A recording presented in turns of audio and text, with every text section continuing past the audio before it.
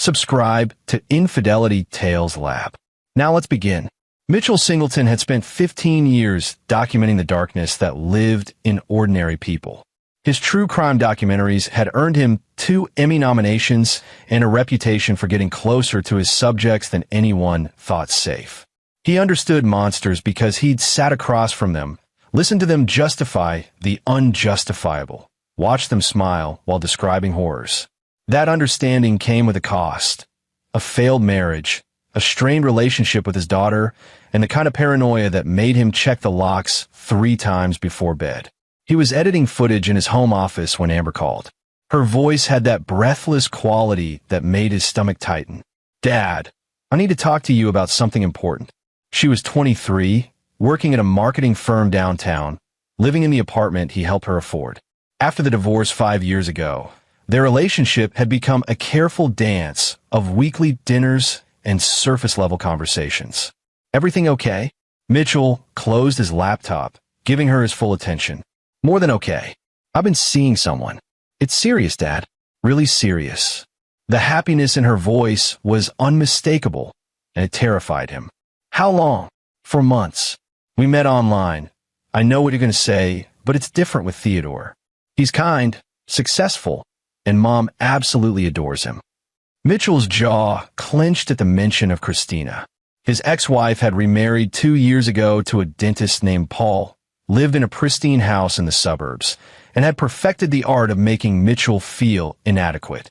If Christina approved of this Theodore, that itself was suspicious. "For months, and I'm just hearing about this now." Amber sighed. "Because I knew you'd react like this. You investigate everyone I date like they're suspects in one of your documentaries. Theodore wants to meet you properly. We're having dinner at Mom's on Saturday. Please be nice." After hanging up, Mitchell sat in the silence of his office, surrounded by case files and crime scene photos from his current project. He'd learned to trust his instincts, and right now, those instincts were screaming. He pulled out his phone and called his sister. Stephanie Singleton answered on the 3rd ring. "Please tell me you're not calling to cancel Sunday brunch again. Amber has a boyfriend. Meeting him Saturday at Christina's. She met him online. And you want to run a background check." It wasn't a question. Stephanie worked as a missing persons investigator for the State Bureau, and she'd helped Mitchell research subjects for his documentaries more times than he could count. She was 2 years younger, sharper than broken glass, and the only person who understood why he couldn't just let things go. "His name is Theodore Stokes. That's all I have. I'll see what I can find. But Mitchell, you can't sabotage every relationship Amber has. You're going to push her away, or I'm going to protect her from someone who isn't what he seems. You see predators everywhere because that's what you document. Sometimes people are just people." But Mitchell had learned the hard way that monsters rarely looked like monsters. They looked like Theodore Stokes, whoever he was. Saturday arrived with the particular dread Mitchell reserved for family gatherings at Christina's house. The colonial in Oak Grove Heights represented everything his ex-wife valued: status, stability, the appearance of perfection. Paul answered the door with his practiced smile, the one that never quite reached his eyes. "Mitchell, good to see you." The handshake was firm, territorial. Christina's in the kitchen. Amber and Theodore are in the living room. The house smelled like rosemary and expensive candles. Mitchell found Amber on the couch next to a man who stood as he entered. Theodore Stokes was 32, according to the minimal information Stephanie had found, though he looked younger. Handsome in an unremarkable way, brown hair, average height, the kind of face that disappeared in crowds. He wore a gray sweater and khakis, everything about him calibrated to seem harmless. "Mr. Singleton, it's an honor to finally meet you." Theodore's handshake was confident, but not aggressive. "Amber talks about you constantly. Your work is incredible. I've watched every documentary you've made." Mitchell studied him, cataloging details. No wedding ring tan line.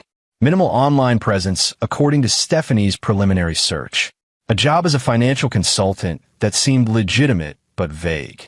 Clean record. Everything about Theodore Stokes checked out, which was precisely what worried Mitchell.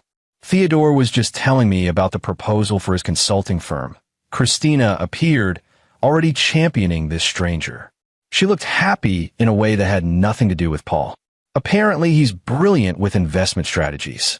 Amber beamed at Theodore like he'd hung the moon. Mitchell recognized that look, the complete abandonment of critical thinking that came with new love. He'd seen it in interview subjects who'd married serial killers, who trusted con artists, who'd ignored every red flag because they wanted so desperately to believe. Dinner was an exercise in watching Theodore perform. He asked thoughtful questions about Mitchell's work, complimented Christina's cooking, made Amber laugh with self-deprecating stories about his childhood in Portland. He was perfect, too perfect. Every answer slightly rehearsed, every anecdote designed to endear. How did your parents feel about you moving to the East Coast? Mitchell asked, watching for the tell. Theodore's smile didn't falter. They passed away 6 years ago. Car accident. It's part of why I moved. Too many memories in Portland. I'm so sorry. Christina touched Theodore's hand, shooting Mitchell a look that clearly said be sensitive. But Mitchell had caught it. The slight pause before 6 years ago, the way Theodore's eyes had flickered left before delivering the tragedy. He was lying, or at least not telling the complete truth. Amber mentioned you met online. Mitchell kept his tone casual. Dating app. I almost didn't message her. Her profile was so impressive, I figured she'd never respond. Best decision I ever made. Theodore looked at Amber with what seemed like genuine affection, which somehow made Mitchell more uneasy. Dad's old-fashioned about online dating. Amber said, defensive. Not old-fashioned. Careful. Mitchell met Theodore's eyes. I've documented cases where people aren't who they claim to be online. False identities, hidden pasts. Everyone has something to hide, Mr. Singleton. Theodore's smile remained in place, but something shifted in his eyes. The question is whether those secrets matter. Before Mitchell could respond, the doorbell rang. Christina frowned. She hated unexpected guests disrupting her carefully planned evenings. Paul went to answer it, returning with Stephanie, who looked uncharacteristically flustered. I'm sorry to interrupt, but Mitchell, I need to. Stephanie stopped mid-sentence, her eyes locking onto Theodore. The wine glass she'd been holding slipped from her fingers, shattering on Christina's hardwood floor. The room froze. Stephanie's face had gone chalk white, her hand trembling as she pointed at Theodore. That's not possible, she whispered. You're dead. Stephanie grabbed Mitchell's arm with enough force to bruise, dragging him toward the hallway. Behind them, Christina was apologizing profusely. Theodore was expressing concern about the broken glass, and Amber looked mortified. Stephanie, what the hell? Mitchell started. Outside. Now. Her voice left no room for argument. They ended up on the front porch, the early evening air sharp with autumn chill. Stephanie was pacing, her investigator's composure completely shattered. That man in there, the one calling himself Theodore Stokes and dating your daughter, he's using a dead man's identity. Mitchell felt his blood run cold. Explain. 6 years ago, I worked a missing persons case. Theodore Marcus Stokes, age 26, disappeared from his apartment in Portland. No sign of struggle, no note, just gone. We investigated for 8 months. Found his body in the Columbia River. Stephanie pulled out her phone with shaking hands, scrolling through old case files she shouldn't have had access to from home. Positive ID through dental records. Cause of death was drowning, but there were signs of trauma. We suspected homicide, but could never prove it. She turned the phone toward Mitchell. The driver's license photo showed a young man who bore a superficial resemblance to the Theodore inside. Similar build, similar coloring. But the eyes were different. The bone structure was different. Similar enough to use the identity if you weren't looking closely. Different enough that anyone who'd known the real Theodore would spot the fraud immediately. Who was he really? Mitchell's mind was already racing through possibilities. I don't know, but someone went to elaborate lengths to assume Theodore Stokes' identity. Got a job using his credentials, established a life, and now he's dating your daughter. This isn't random, Mitchell. He targeted Amber for a reason. Through the window, they could see the dinner party attempting to recover. Theodore was helping Paul clean up the broken glass, playing the concerned boyfriend perfectly. Christina was fussing over Amber, who looked ready to die of embarrassment. We need to call the police, Stephanie said. And tell them what? That you recognized a man from a 6-year-old case?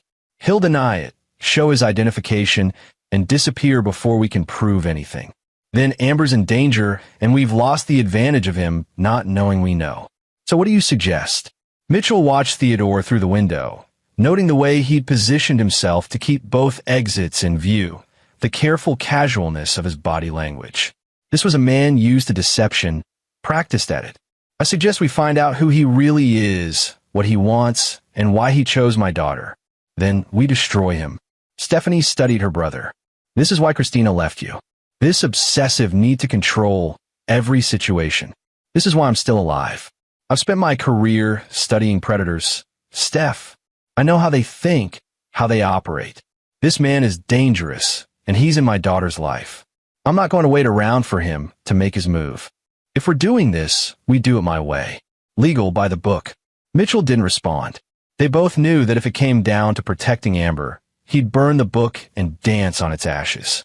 They went back inside to find Theodore making coffee, Amber sulking on the couch, and Christina shooting daggers at Stephanie. I apologize for the dramatic entrance, Stephanie said smoothly, her professional mask back in place. Migraine came on suddenly. I should head home. Let me walk you out, Mitchell said. At her car, Stephanie gripped his shoulder. Be careful. If he's willing to steal a dead man's identity and court your daughter, he's already shown he's capable of significant deception. People like that don't hesitate to escalate. People like that are counting on fear to keep their victims quiet. I'm not most people. Mitchell returned to find Theodore alone in the kitchen, rinsing coffee cups. The facade of the perfect boyfriend remained, but now Mitchell could see the performance for what it was. Your sister okay? Theodore asked. She'll be fine. Chronic condition. Mitchell poured himself coffee he didn't want, using the moment to get closer, to study the man wearing a dead man's name. You look familiar. Have we met before? I don't think so. I'd remember meeting someone whose work I admire. Maybe I documented someone you knew. I've covered a lot of cases over the years. The briefest flicker of something crossed Theodore's face. Calculation, maybe even hatred, before the pleasant mask returned. My life's been pretty boring, thankfully. No true crime stories here. Everyone has a story, Theodore. It's just a matter of knowing where to look. They stood in the kitchen, two men pretending a civility while a silent war ignited between them. Mitchell had spent years interviewing killers, and he recognized the look in Theodore's eyes. This was a man who'd done terrible things and would do them again.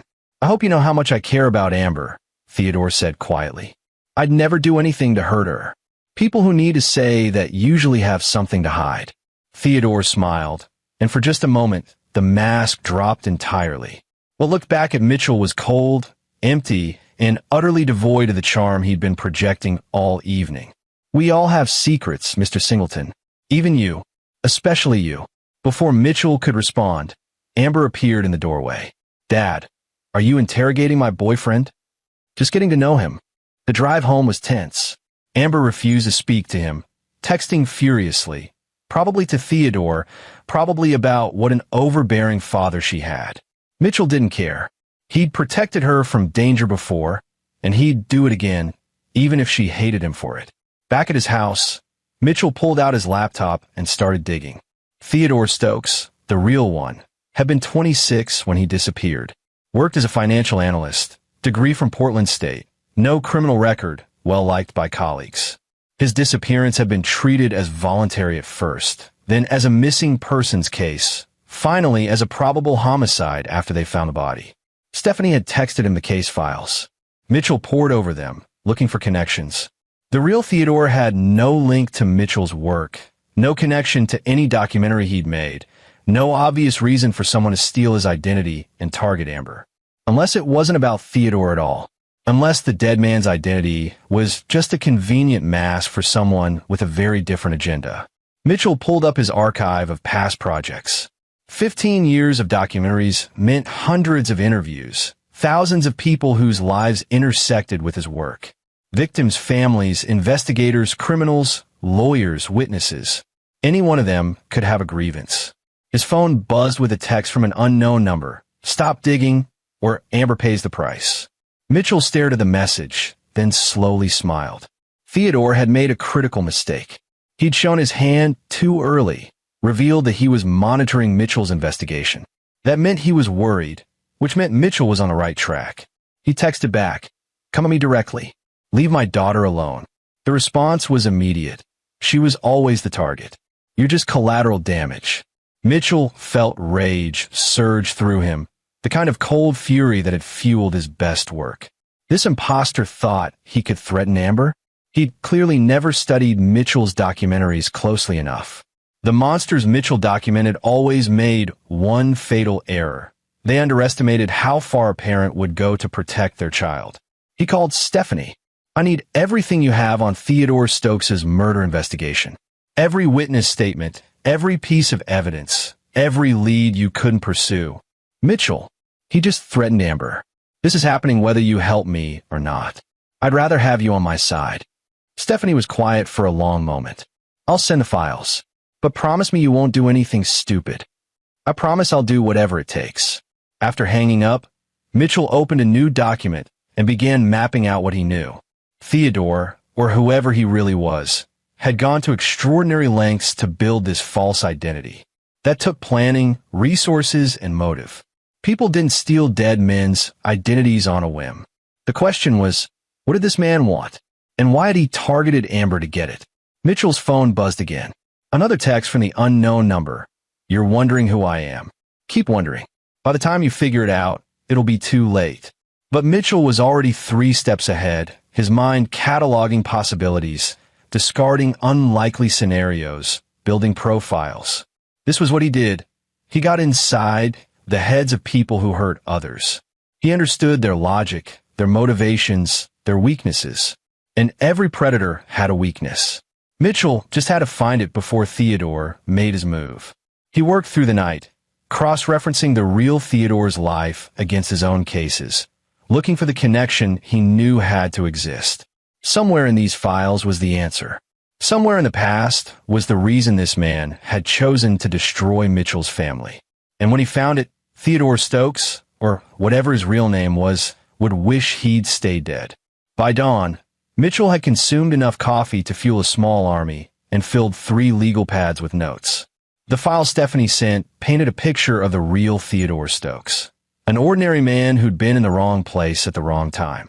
His murder had never been solved, the case gone cold after 6 months of dead ends. Mitchell's eyes burned as he studied the crime scene photos. The real Theodore had been found in the Columbia River, weighted down with chains. The medical examiner noted defensive wounds, suggesting he'd fought his killer.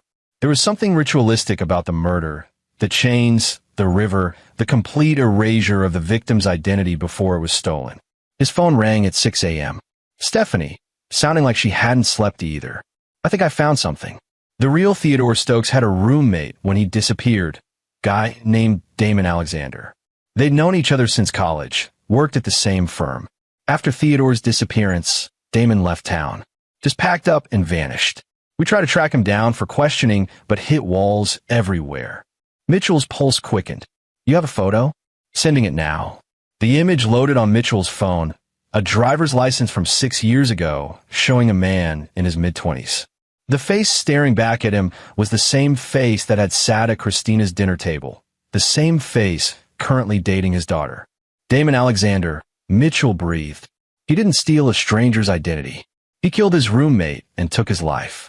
That's my theory, but proving it 6 years later, with Damon having established himself as Theodore, that's going to be nearly impossible through official channels. He's got social security records, employment history, everything under Theodore's name. He's lived as this person long enough that legally he is Theodore Stokes. Then we don't go through official channels. Mitchell, no. We do this right. He murdered his roommate, Steph, dumped him in a river, and stole his entire existence. Now he's using that stolen identity to get close to Amber. For what? Revenge? Money? Whatever it is, I'm not waiting for the legal system to catch up while he's alone with my daughter.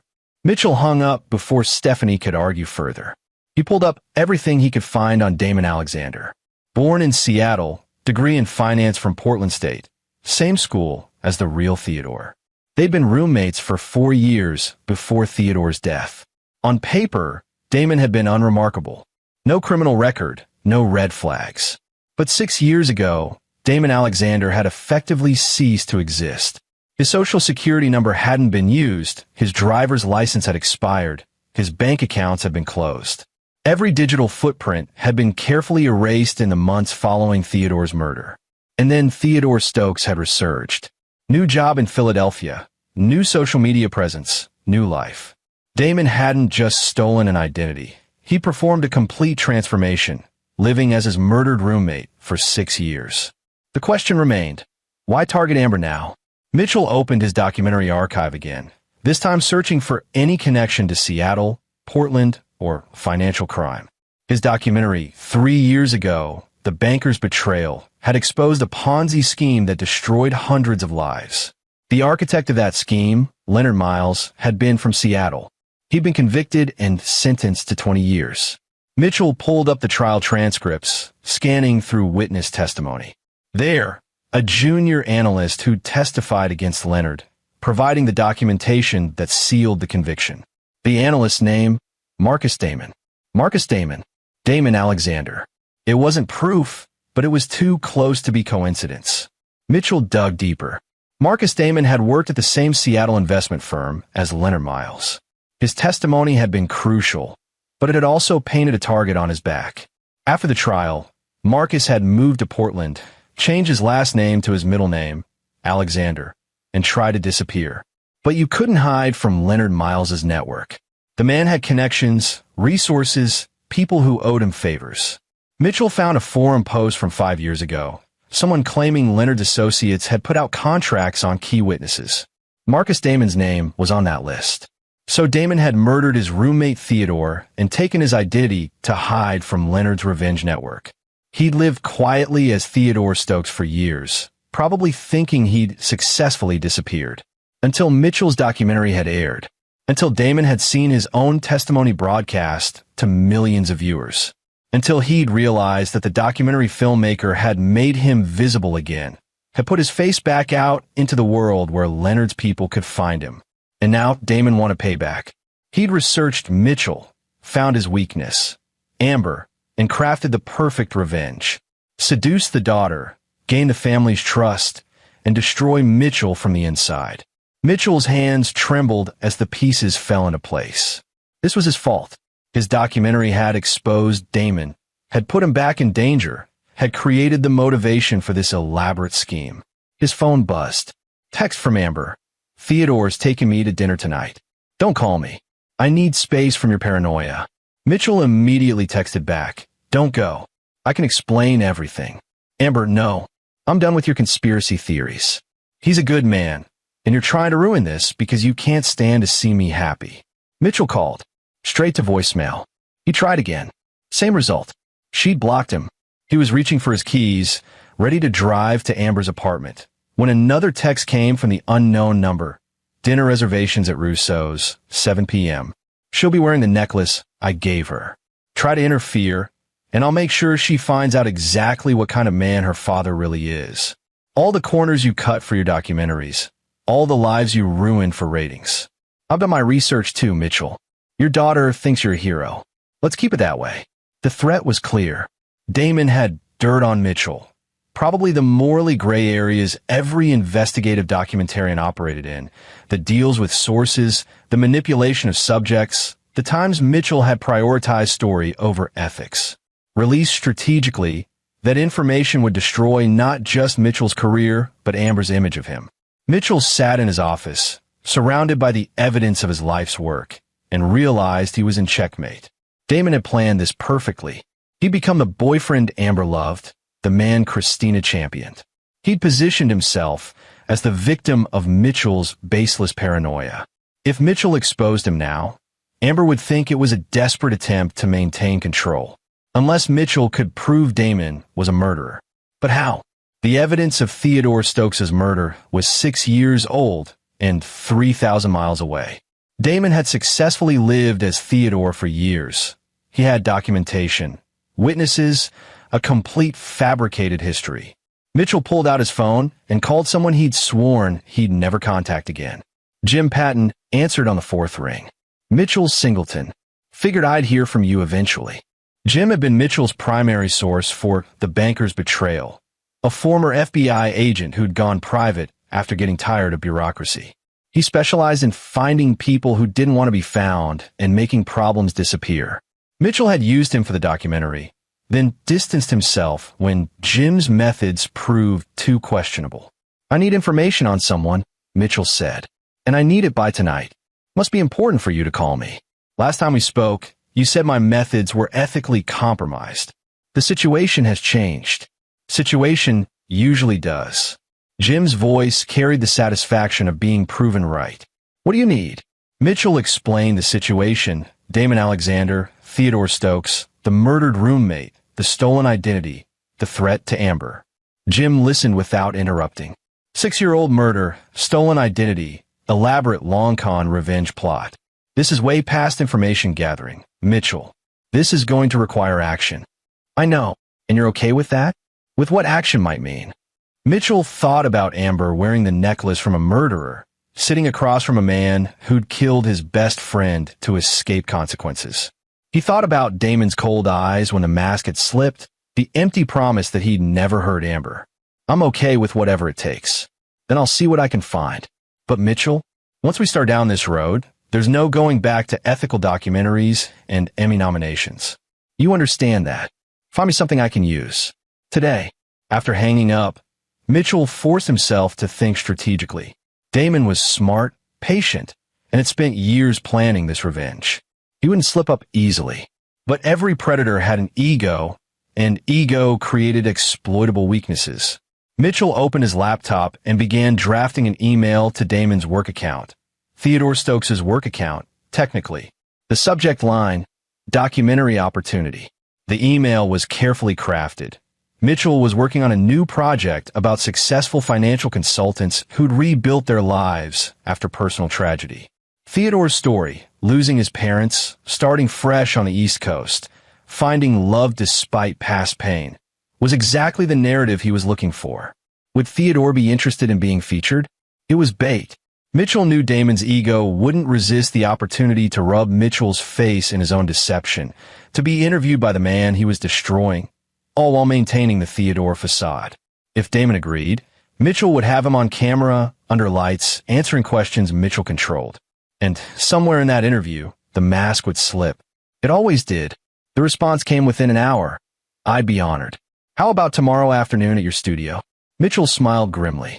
Damon was good, but he'd just made his first tactical error.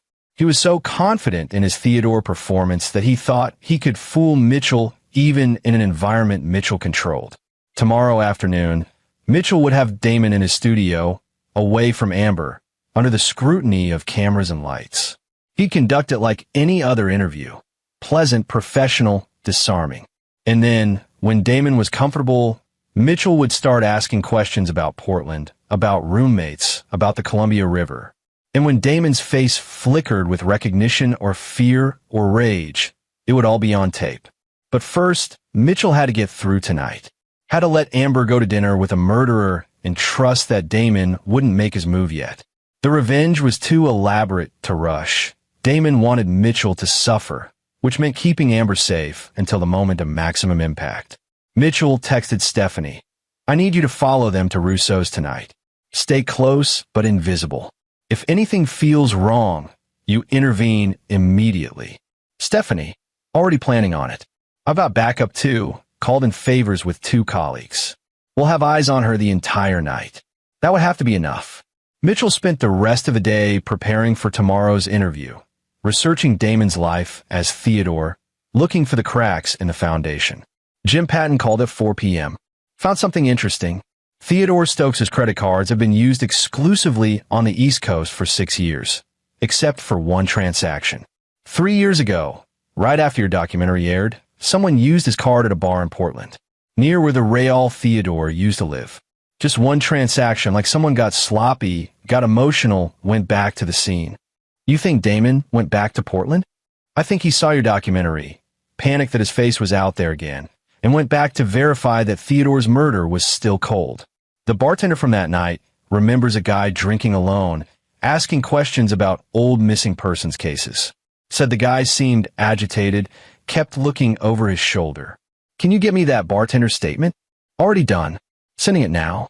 But Mitchell, this is circumstantial at best. It proves Damon was in Portland, not that he killed Theodore. It proves he's connected to the case. It gives me leverage. 7 p.m. approached with agonizing slowness. Mitchell sat in his office, tracking Stephanie's updates via text. Amber and Damon had arrived at Russo's. They were seated at a corner table. Amber looked happy. Damon looked like the perfect gentleman.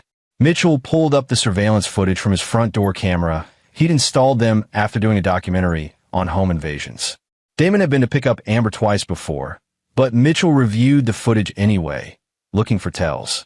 Both times, Damon had glanced up at the camera with a slight smile, aware he was being watched, enjoying the performance. At 8 p.m., Stephanie texted, "Something's off." Damon keeps checking his phone. He's anxious about something.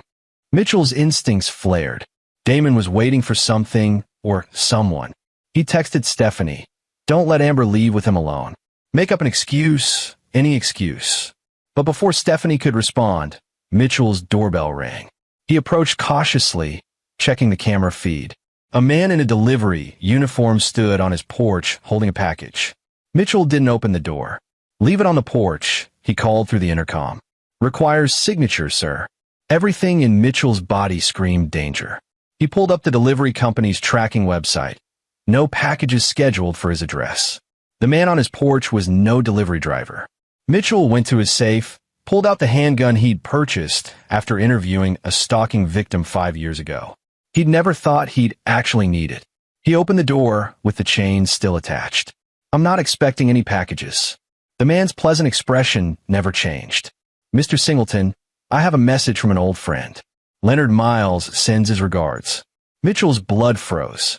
Leonard, the banker from his documentary, currently serving 20 years. The man Damon had testified against. "Leonard wanted you to know that he appreciates your work." That documentary was very informative, especially the part about Marcus Damon. "We've been looking for Marcus for a long time." The pieces rearranged themselves in Mitchell's head. Damon hadn't targeted Amber for revenge. He'd targeted her to get to Mitchell. Not because of the documentary, but because Leonard's people had seen Mitchell's work, connected Marcus Damon to Damon Alexander, and now they needed Mitchell's help locating their target. "I don't know where Marcus Damon is," Mitchell said. The man smiled. "But you know where Theodore Stokes is." "Same person," Mr. Miles figured. "He's very smart about these things. Here's the deal. You give us Theodore's current address, and we forget you were involved in making Marcus famous. You refuse, and we have a conversation about how your documentary work interfered with Mr. Miles's business operations. That kind of conversation tends to end badly." Mitchell's mind raced. Leonard's people wanted Damon dead. If Mitchell gave them the address, they'd kill him, and Amber would be safe. But it would mean being complicit in murder, crossing a line he'd never crossed despite years of documenting darkness. "I need time to think," Mitchell said. "You have until tomorrow morning." Mr. Miles is patient, but not infinitely so. The man handed a card through the crack in the door. "Call this number with the address. Or don't call, and we'll assume you've chosen the hard way." The man left. Mitchell locked the door, his hands shaking. He'd spent his career observing evil from a safe distance, documenting it without touching it. But now evil had entered his life directly, demanding he choose sides. He called Stephanie. "Get Amber out of that restaurant now. Don't explain, just get her somewhere safe." "What's happening?" "Leonard Miles's people are in play. This is bigger than Damon's revenge. It's about old debts and old crimes, and Amber's caught in the middle." Mitchell heard commotion through the phone. Stephanie's voice, Amber's protests, Damon's concerned questions. Then Stephanie came back on the line. "We've got her. She's furious with me, but she's safe." "What about Damon?" Mitchell looked at the card in his hand. One phone call, and Damon would be eliminated. The threat to Amber would be over. All he had to do was dial a number and tell killers where to find their target. "Keep Amber at your place tonight. Don't let her contact anyone. I'll explain everything in the morning." "Mitchell, what are you planning?" "I'm planning to end this without anyone else dying." He hung up and stared at his research, at the crime scene photos of Theodore Stokes' body in the Columbia River, at the life Damon had stolen and worn like a costume. Damon was a murderer who deserved to face justice. But justice through Leonard Miles meant execution, meant Mitchell becoming exactly what he'd spent his career documenting, someone who let darkness use him. There had to be another way, a way that exposed Damon, protected Amber, and didn't require Mitchell to become a killer's accomplice. He spent the night planning, reviewing the interview questions for tomorrow, preparing the trap. Damon thought he was walking into a friendly documentary interview. Instead, he'd be walking into a confrontation where all his secrets would be laid bare. And if Leonard Miles's people wanted Damon, they could find him in a jail cell where he belonged. The studio lights were set to maximum intensity, the kind that made subjects sweat and squint, that wore down their defenses.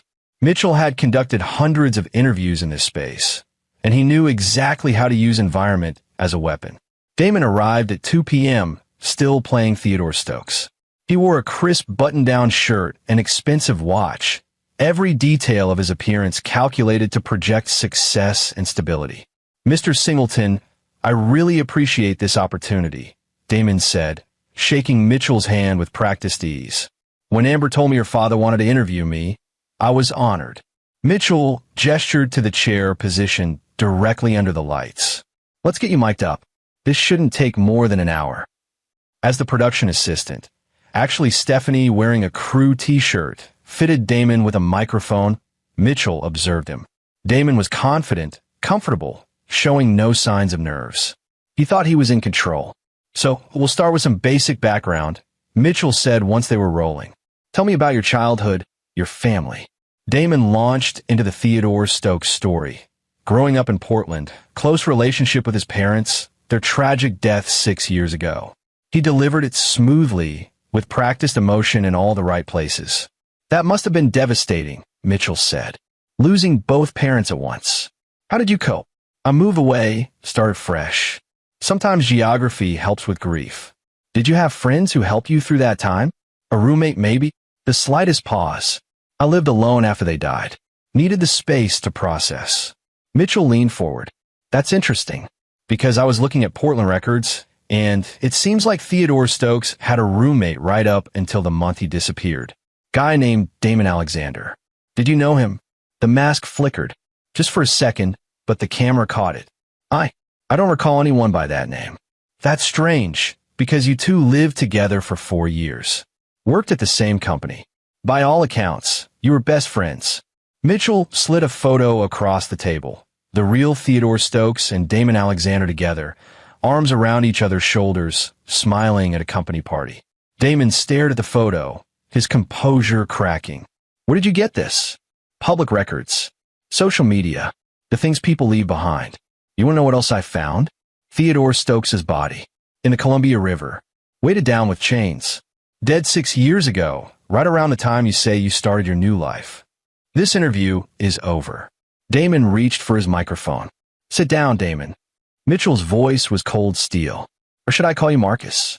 Marcus Damon, the analyst who testified against Leonard Miles. The man who's been hiding behind his dead roommate's identity. Damon froze, his hand on a microphone clip. "You don't know what you're talking about. I know you killed Theodore Stokes and stole his life. I know you did it to hide from Leonard's revenge network.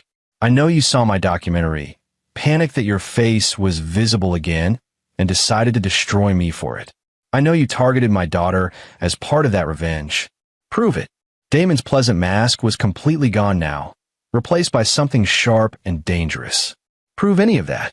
You've got circumstantial evidence and conspiracy theories. Meanwhile, I'm Theodore Stokes. I have documents, employment records, 6 years of living as this person. Your daughter loves me. Your ex-wife adores me. Who's anyone going to believe?" Mitchell smiled. "They're going to believe the man who confessed on camera. I haven't confessed to anything.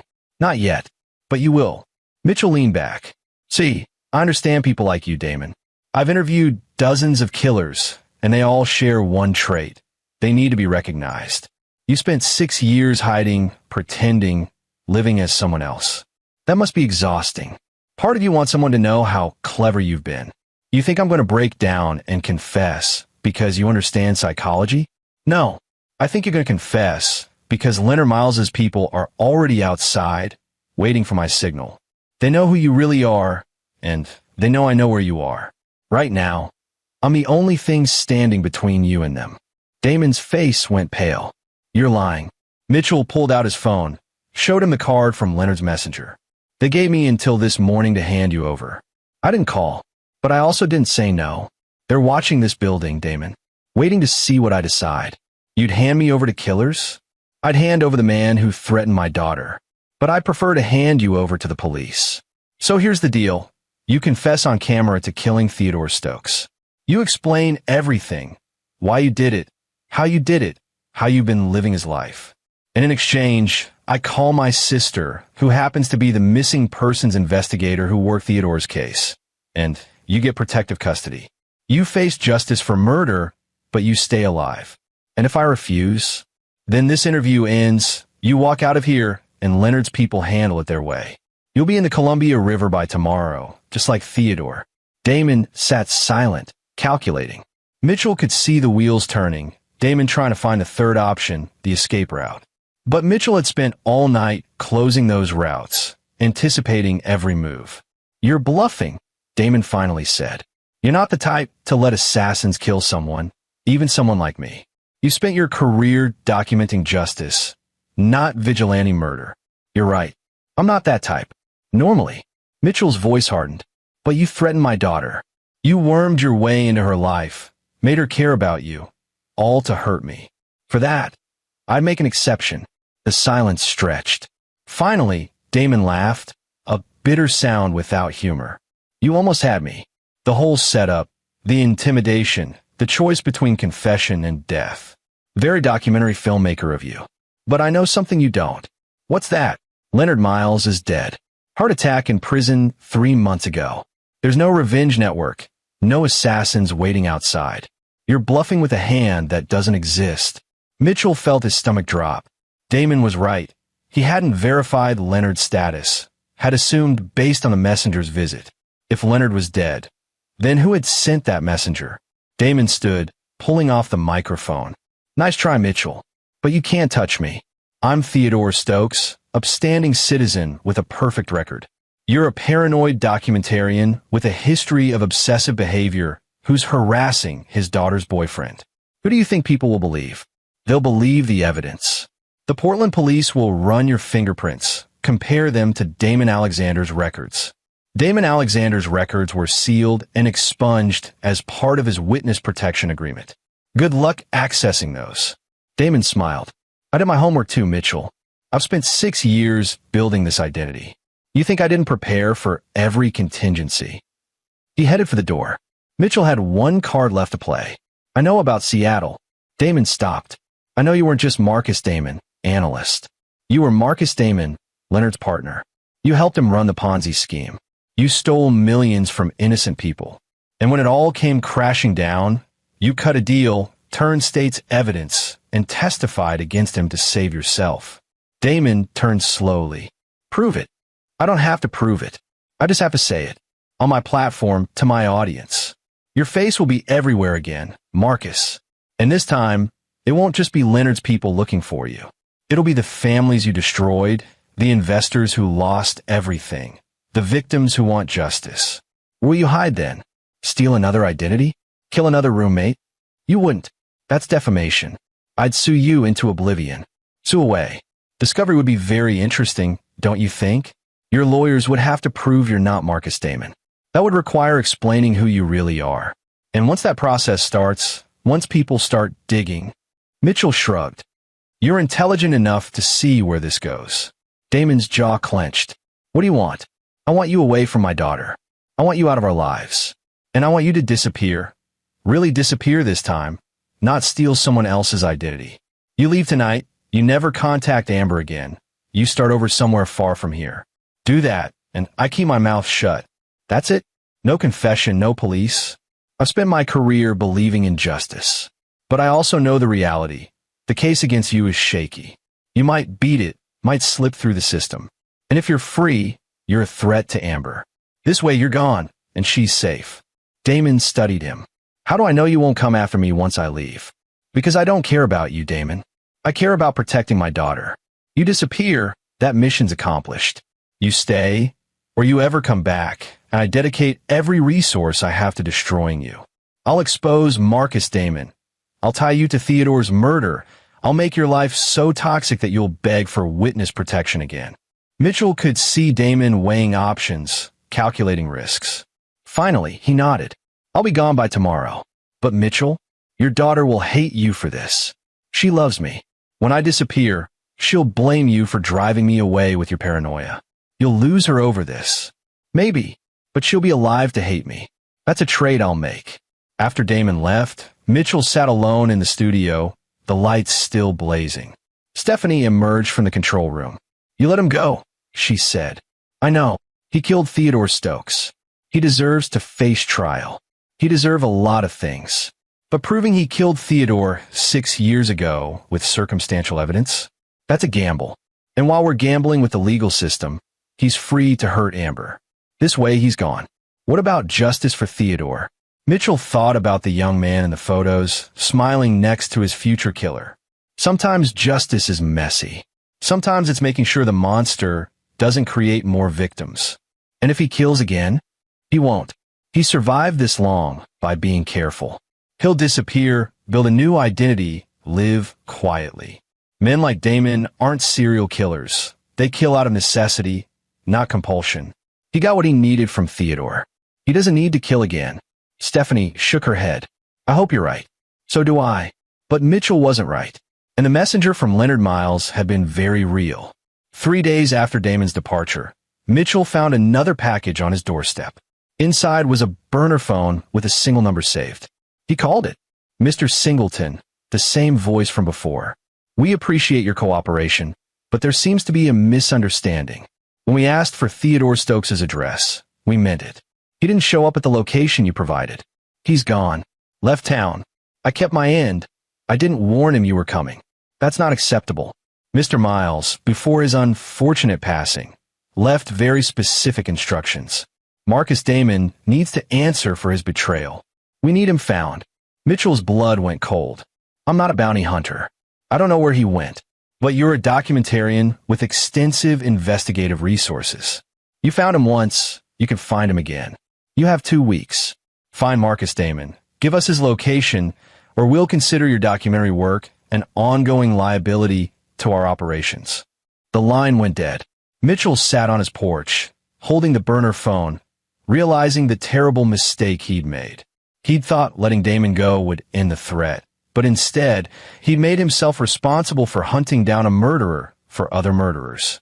And he had 2 weeks to figure out how to escape this without destroying everything he'd built. Amber knocked on his door that evening. She'd been avoiding him since Stephanie had pulled her from the restaurant, had ignored his calls and texts. Now she stood on his porch, her face streaked with tears. Theodore's gone. He left me a note saying he had to leave for work, but then I found out he quit his job 3 days ago. He's just gone, and I know you did something. I know you scared him off with your paranoia. Mitchell wanted to tell her everything about Damon Alexander, about Theodore Stokes' murder, about the revenge network and the impossible choices. But looking at her heartbroken face, he couldn't. I'm sorry, was all he could say. Sorry? That's it? You destroyed my relationship, and all you can say is sorry. Amber's voice broke. He was good to me, Dad. He made me happy. And you couldn't stand that, so you drove him away. He wasn't who you thought he was. No one is ever good enough for you. You see monsters everywhere because that's what you look for. Mom was right to leave you. I should have left too. She turned to go, and Mitchell made a decision. His real name is Damon Alexander. He killed his roommate 6 years ago and stole his identity. I have proof. Amber stopped. You're lying. I'm not. Ask your aunt. She worked the case. The man you knew as Theodore Stokes has been dead for 6 years. Damon killed him, dumped him in the Columbia River, and became him. No, you're making this up to justify what you did. I have his confession on tape. Not a full confession, but enough. And I have evidence, photos, documents, witness statements. I can show you everything. Amber's face was white. Why would he target me? Because I made a documentary that exposed him to dangerous people. He wanted revenge. You were the method. The betrayal in her eyes shifted from Mitchell to the memory of Theodore, and Mitchell watched his daughter's heartbreak in real time. She'd trusted someone completely, had imagined a future with him, and now had to process that every moment had been a calculated lie. "I want to see the evidence," she said quietly. "All of it." Mitchell spent 3 hours showing Amber everything. The crime scene photos of the real Theodore, the documentation of Damon Alexander's testimony against Leonard Miles, the Portland bar receipt, the interview footage where Damon's mask had slipped. She sat through it all in silence, occasionally wiping tears, her hands trembling. "He never loved me," she finally said. "It was all fake. I don't know if it was all fake. Sometimes the mask becomes the person. Maybe some part of him cared." "Don't." Amber's voice was sharp. "Don't try to make me feel better by suggesting he had real feelings. He used me to hurt you. That's all I was to him. A tool." Mitchell reached for her hand, but she pulled away. "I need time to process this, to figure out how I didn't see what he was." "You didn't see it because he was good at hiding. This isn't your fault, isn't it? You tried to warn me. Aunt Stephanie tried to warn me. But I was so convinced you were just being overprotective that I ignored every red flag." She stood, gathering her coat. "I need to go. Amber, I'll call you." "Just not yet." After she left, Mitchell sat in his empty house, surrounded by the evidence of Damon's deception. He'd protected his daughter, but the cost was her trust, her happiness, and her innocence. She'd never look at relationships the same way again, would never trust as freely. And Mitchell still had the impossible task of finding Damon before Leonard's people decided to make him a liability. The next morning, Mitchell called Jim Patton again. "I need you to find someone who doesn't want to be found. And I need it done in less than 2 weeks." "Damon Alexander? How did you—" "I keep tabs on my former clients' enemies. Heard through channels that Leonard's people are looking for Marcus Damon. Figured you might need help cleaning up that mess. Can you find him? For a price. And for a promise. Name it." "The price is $50,000. The promise is that when I find him, you tell me what you want done. Because finding him is the easy part. Dealing with him, and with Leonard's network, that's where it gets complicated." Mitchell thought about his options. He could find Damon, hand him over to killers, and save himself. He could find Damon, call the police, and hope the legal system worked. Or he could find Damon and do what he'd spent his career documenting, but never doing himself. Take justice into his own hands. "Find him first. We'll figure out the rest after." Jim paused. "You're different than when we worked together before. Less idealistic. I have more to lose now." "Good. Idealists get killed in situations like this. I'll be in touch." Mitchell spent the next week in a strange limbo. Amber wasn't returning his calls. Christina had heard about the breakup and blamed Mitchell entirely. Stephanie was walking the line between supporting her brother and being professionally horrified by his choices. And every day, Mitchell wondered if Leonard's people would lose patience, if he'd find another package on his doorstep, if this time the messenger would be less polite. Jim called on day 9. "Found him. He's in Chapel Hill, North Carolina, renting a house under the name James Patton. Actually stole my name, which is personally offensive. He's been there 5 days, keeping a low profile." "How'd you find him?" "He made a mistake. Used his Theodore Stokes credit card at a gas station near Chapel Hill. Just once, probably thought it was safe. I had alerts set up on all his known accounts. From there, it was just surveillance." Mitchell felt his pulse quicken. What's he doing? Building another identity. He's got documents being prepared, new social security card in progress. Your boy's getting ready to disappear again, this time more thoroughly. "I need an address." "Where are you planning, Mitchell?" "I'm planning to end this." Jim was quiet for a long moment. "You sure about that? Because ending this has a lot of potential meanings, and some of them cross lines you can't uncross." "I'm sure." "All right, but I'm coming with you. You're not exactly trained for confrontation, and Damon's proven he's willing to kill. You'll need backup."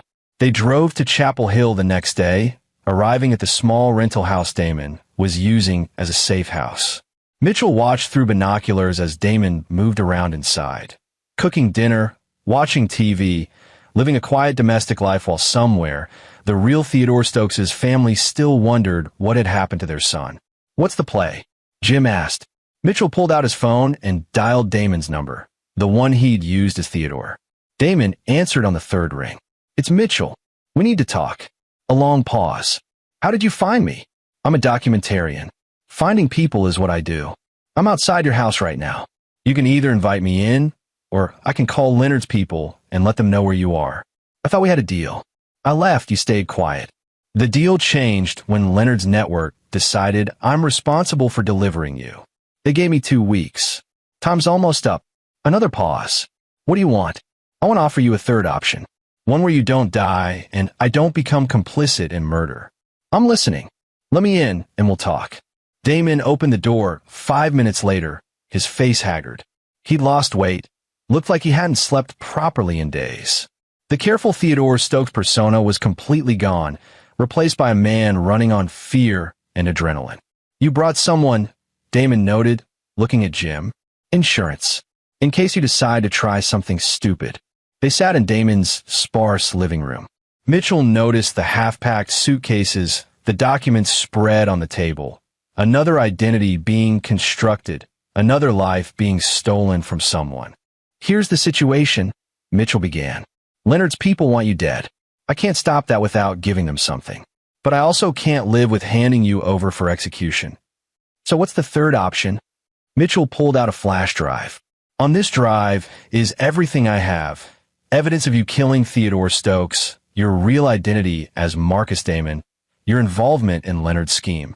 Enough to put you away for decades.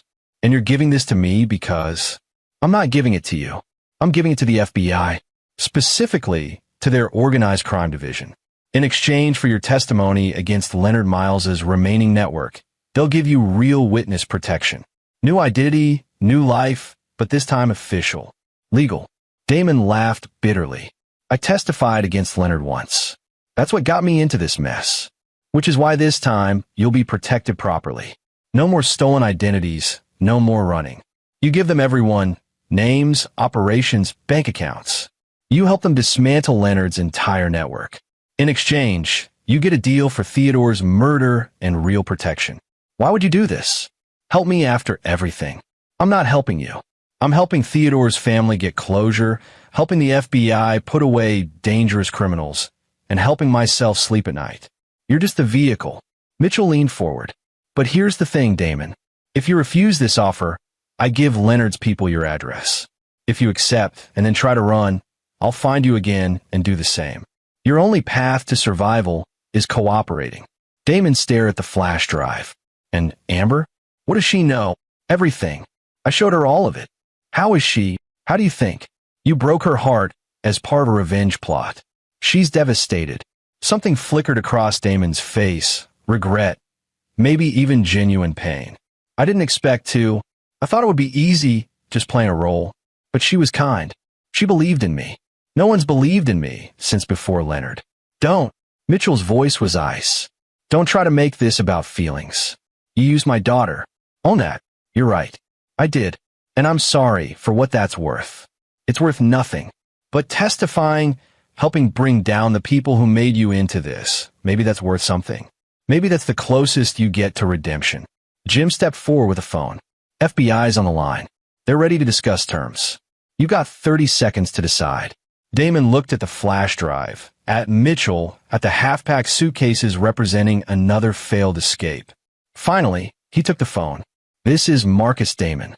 I'm ready to talk. The FBI moved fast. Within hours, Damon was in federal custody.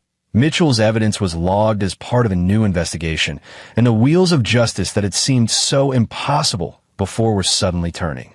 Damon's testimony would dismantle what remained of Leonard Miles's organization, and in exchange, he'd serve 15 years for Theodore Stokes' murder with eligibility for parole in 10. Theodore's family finally had answers. The case that had haunted Stephanie for 6 years was solved, and Leonard's network, the people who'd threatened Mitchell and Amber, were being arrested in coordinated raids across 3 states. Mitchell stood in his studio a week later, editing the footage from his interview with Damon. Not for a documentary, this would never be broadcast, but for himself, as a reminder of how close he'd come to crossing lines he couldn't uncross. Amber visited that afternoon. She still looked fragile, but there was strength in her eyes that hadn't been there before. The FBI called, she said.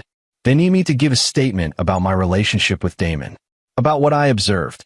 Are you okay with that? I think so. It helps, knowing that what happened to me serves a purpose, that it's helping stop dangerous people.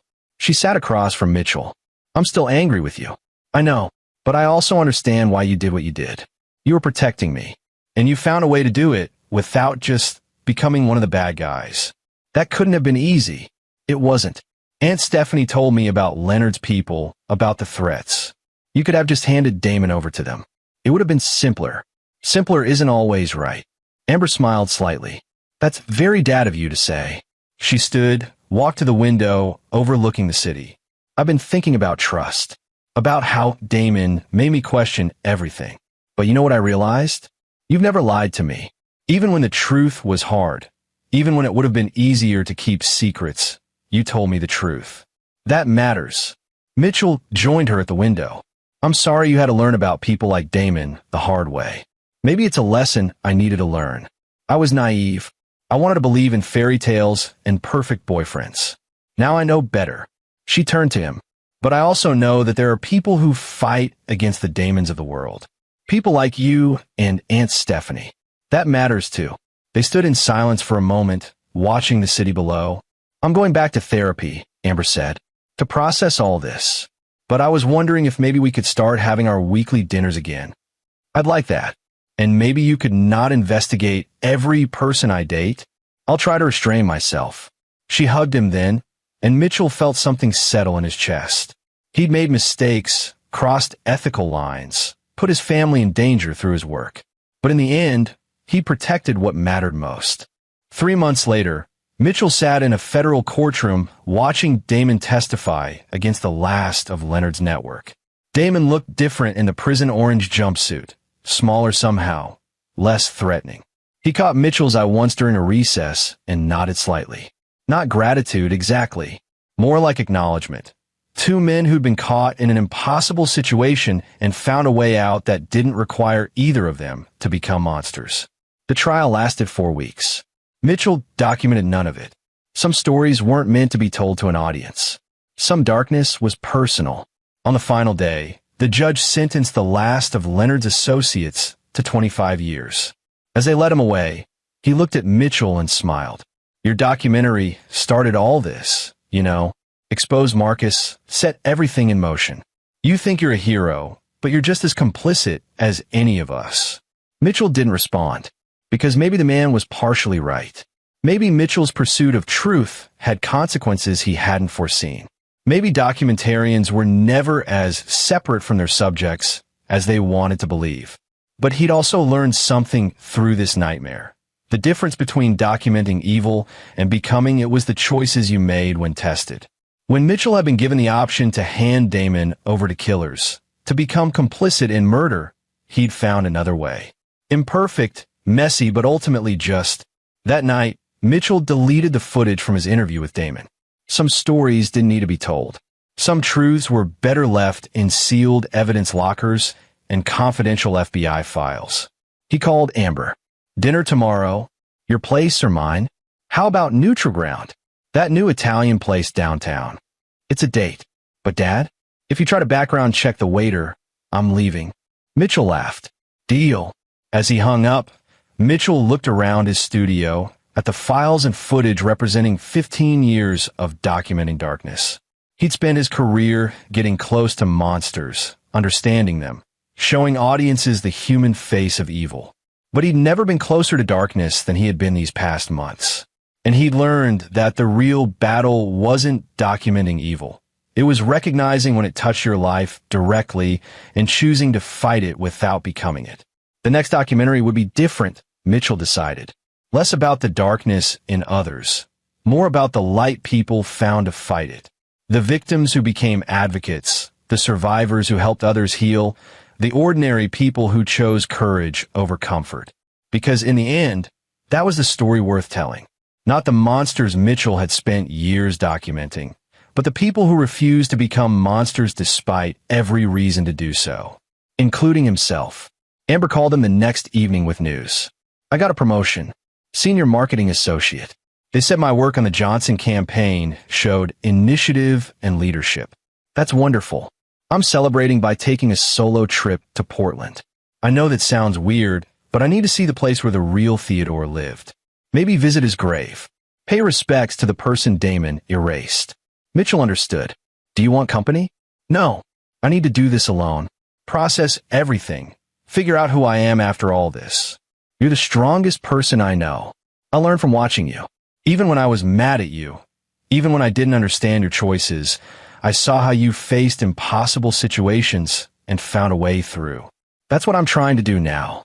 After hanging up, Mitchell felt a fierce pride in his daughter. She'd been targeted by a predator, used as a weapon against her father, had her trust shattered, and she was choosing to process that pain instead of being consumed by it. The doorbell rang. Stephanie stood on the porch with takeout and a bottle of wine. Thought you might need company, she said, and probably haven't eaten anything that wasn't microwaved in weeks. They ate in comfortable silence, two siblings who'd navigated darkness together and come out the other side. How's the new case? Mitchell asked. Missing college student. Probably voluntary, but the family wants closure. Stephanie poured wine. How are you doing? Really? I'm okay. Better than I expected. The FBI agent called me. Said your testimony and evidence were crucial to the case. Said you could have handled it differently. Handed Damon to Leonard's people. Looked the other way. But you didn't. I considered it. For about 30 seconds, I seriously considered just making the problem disappear. But you didn't because I'd spent 15 years documenting the choices people make when tested. I'd seen what happens when you compromise yourself, when you decide the ends justify the means. I couldn't become the thing I'd spent my career studying. Stephanie raised her glass. To making hard choices. To finding light in dark places. They drank, and Mitchell felt the weight of the past months finally begin to lift. There would be more cases, more darkness to document or confront. But he'd proven to himself that he could face it without losing himself. The documentary about survivors started coming together over the next months. Mitchell interviewed people who'd escaped trafficking rings, families who'd rebuilt after losing loved ones to violence, advocates who'd turned their pain into purpose. It was harder work than documenting killers. Hope was more complex than darkness, required more nuance to capture. But it was also more rewarding. For the first time in his career, Mitchell finished a project feeling lighter instead of heavier. The documentary premiered at a film festival in the spring. Amber attended, sitting next to Mitchell in the dark theater as audiences watched stories of resilience instead of destruction. This is different from your other work, she whispered. Better. I don't know about better, but it's necessary. The world needs this as much as it needs to know about the darkness. Mitchell thought about Damon, serving his sentence in a federal facility. About the real Theodore Stokes, finally getting justice after 6 years. About Leonard's network, dismantled piece by piece through Damon's testimony. About all the families who'd gotten closure or protection, or simply the satisfaction of seeing justice done. And he thought about himself, a documentarian who'd almost become part of the story, who'd almost made choices he couldn't undo, who'd found a way to protect what mattered without destroying who he was. The credits rolled. The audience applauded. And Mitchell Singleton, documentarian of darkness, felt something he hadn't felt in years. Hope that the light was stronger than the shadows, that people could face the worst of humanity and still choose to be good. It was enough. And there you have it. Another story comes to an end. What did you think? I'd love to hear your thoughts in the comments below. If you enjoy this story, consider joining our community by subscribing. It means the world to us. For more stories like this one, check out the recommended videos on screen. And I'll see you there. Subscribe to Infidelity Tales Lab for more stories. Now let's begin this one. Chapter 1. The Architect's Foundation. Jack Morse had built his life with the same precision he applied to designing buildings. At 34, he'd earned a reputation as one of Portland's most innovative architects, specializing in adaptive reuse, transforming forgotten structures into something beautiful and functional. His colleagues admired his ability to see potential where others saw only decay. His clients trusted him because he never overpromised and always delivered. He'd grown up in a modest household in Eugene, the son of a high school chemistry teacher and a nurse. His parents, Glenn and Marilyn Foster, had divorced when Jack was 12, a quiet dissolution that taught him the value of stability. He'd watched his mother rebuild her life with dignity, never bad-mouthing his father, never using Jack as a weapon. That grace under pressure had shaped him profoundly. Jack met Courtney Mason 7 years ago at a gallery opening in the Pearl District. She was a pharmaceutical sales representative, 28 then, with auburn hair and a laugh that seemed genuine. She'd approached him while he stood studying an abstract piece, and they'd talked for 2 hours about everything except art. She seemed interested in his work, his dreams, his philosophy that every broken thing deserved a second chance. Their courtship lasted 18 months. Jack had been deliberate, cautious even, because he'd seen too many rushed relationships crumble. Courtney had seemed patient, understanding. She'd talked about wanting children someday, about building a life with someone who valued loyalty and partnership. They married in a small ceremony at Pittock Mansion with views of Mount Hood in the distance. For the first 4 years, things were good. Not perfect. No marriage was, but solid. Jack's firm, Morse & Associates, grew steadily. Courtney climbed the ranks at Meridian Pharmaceuticals, becoming a regional sales director. They bought a renovated Craftsman in Laurelhurst, filled it with mid-century furniture and plans for the future. But over the past 2 years, something had shifted. Courtney became distant, her work trips more frequent. She'd started attending networking events that ran late into the evening. Jack noticed but didn't press. He trusted her.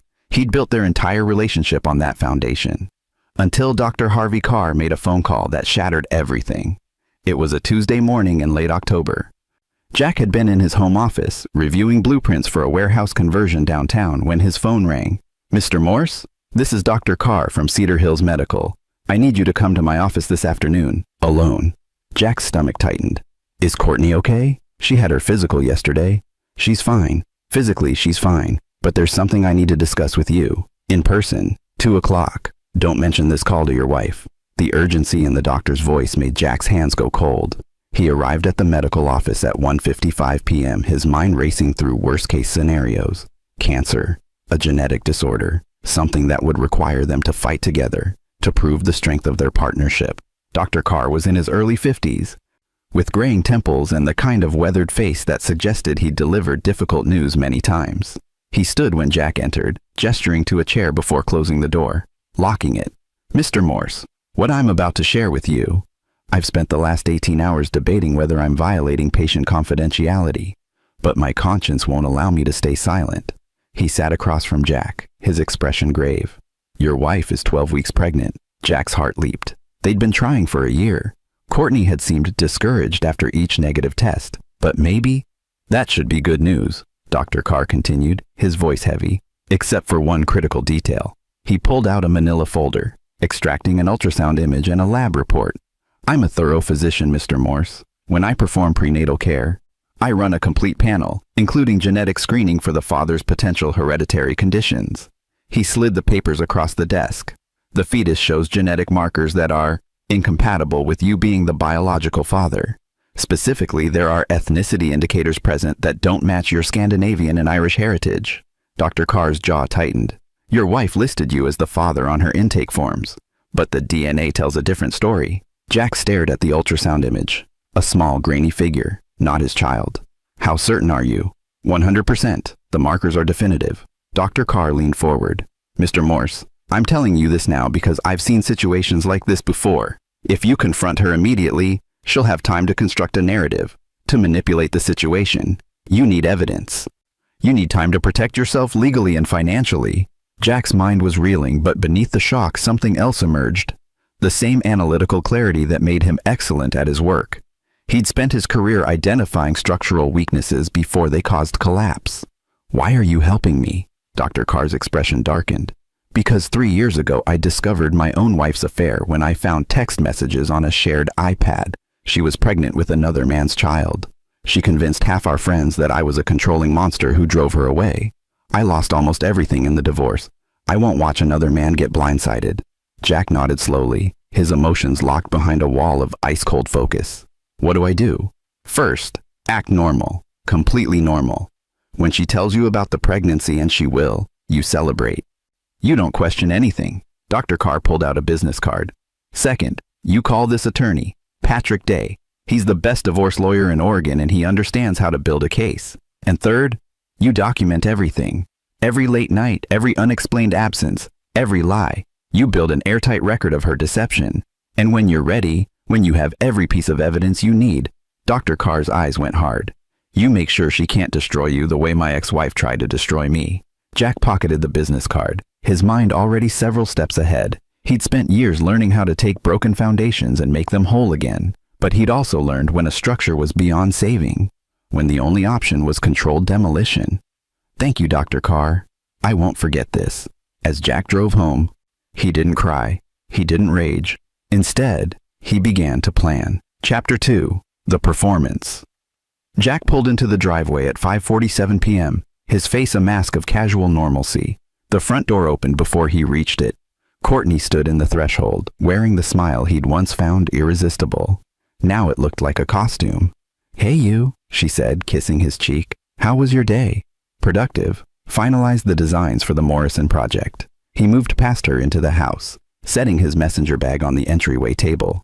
"You seem energized. Good day?" "Yeah, actually." She followed him into the kitchen, where the scent of roasted chicken filled the air. She'd cooked. She never cooked on weeknights. "I wanted to make something special. We need to talk." Jack's pulse quickened, but his expression remained neutral. "Sounds serious." "Should I be worried?" Courtney laughed, a practiced sound. No, actually, it's wonderful news." She reached across the kitchen island, taking his hand. "Jack, I'm pregnant." He let the appropriate emotions cross his face. Shock, joy, disbelief. He pulled her into his arms, held her tight enough to feel authentic. "Are you serious?" "Court, when did you find out?" "Yesterday at my physical, Dr. Carr confirmed it. 12 weeks, her voice caught convincingly. "I know we'd almost given up hope." Jack pulled back, cupping her face. 12 weeks? You've been carrying our baby for 3 months and didn't know? I thought it was just stress, irregular cycles from work pressure." She placed her hand on her still flat stomach. "But there's a heartbeat, Jack. Our baby has a heartbeat." Not ours, Jack thought. But his smile never wavered. "I can't believe it. We're going to be parents." They ate dinner talking about nursery colors and baby names, Courtney animated in a way Jack hadn't seen in months. He played his role perfectly, the excited father-to-be, the devoted husband. Inside, he was cataloging every word, every gesture, every lie. After Courtney fell asleep that night, Jack sat in his home office with the door locked. He called Patrick Day's office, leaving a message on the after-hours line. Then he opened his laptop and began creating a folder labeled Foundation Repair, an innocuous name that wouldn't raise suspicion. He started documenting. He pulled up Courtney's cell phone records from their shared account, noting the frequent calls to an unknown number. He checked their credit card statements, finding charges at hotels in Seattle and Vancouver when she'd claimed to be at pharmaceutical conferences. There was a pattern emerging, one he'd been too trusting to see. Jack created a timeline cross-referencing her stated schedule with actual evidence. The discrepancies were damning. His phone buzzed at 11:23 p.m. A text from an unknown number. "This is Patrick Day. Received your message. Can meet tomorrow 7 a.m. before your wife wakes. Coffee shop on Hawthorne and 32nd. Come alone," Jack confirmed, then deleted the message. The next morning he told Courtney he had an early meeting with a contractor. She barely looked up from her phone, thumbs flying across the screen. Texting someone, smiling. Patrick Day was a sharp-featured man in his late 40s, wearing an expensive suit and an expression that suggested he'd seen every variation of human betrayal. He sat in the back corner of the coffee shop, a legal pad already covered in notes. "Dr. Carr briefed me," Patrick said after Jack sat down. "First question, do you want to save the marriage?" "No." "Good. Ambivalence makes this harder." Patrick slid a document across the table. "This is a retainer agreement. My fee is substantial, but I don't lose. Ever. I'm going to help you dismantle her life with surgical precision." Jack signed without hesitation. "Smart man. Now, here's what we're going to do. We're going to let her think everything's fine for exactly 43 more days. That brings us to the end of her first trimester, when most couples start announcing pregnancies. You're going to be the perfect husband. Supportive, excited, loving. You're going to suggest she reduce her work stress for the baby's sake. Why? Because we're going to use that time to discover who the real father is, document the affair in exhaustive detail, and ensure that when we file for divorce, she has no leverage. Oregon is a no-fault divorce state, but infidelity still matters in spousal support determinations and in the court of public opinion. Patrick pulled out a business card for a private investigator named Pete Holden. He's expensive and worth every penny. He'll follow her, photograph everything, identify her lover. We need irrefutable evidence.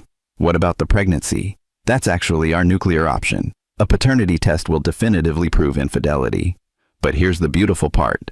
If she's claiming you're the father, she's committing fraud. That affects everything from health insurance to potential legal custody battles. We document her lie, we use it to show a pattern of deception. Jack felt something cold settle in his chest. Not anger, strategy. What do I need to do?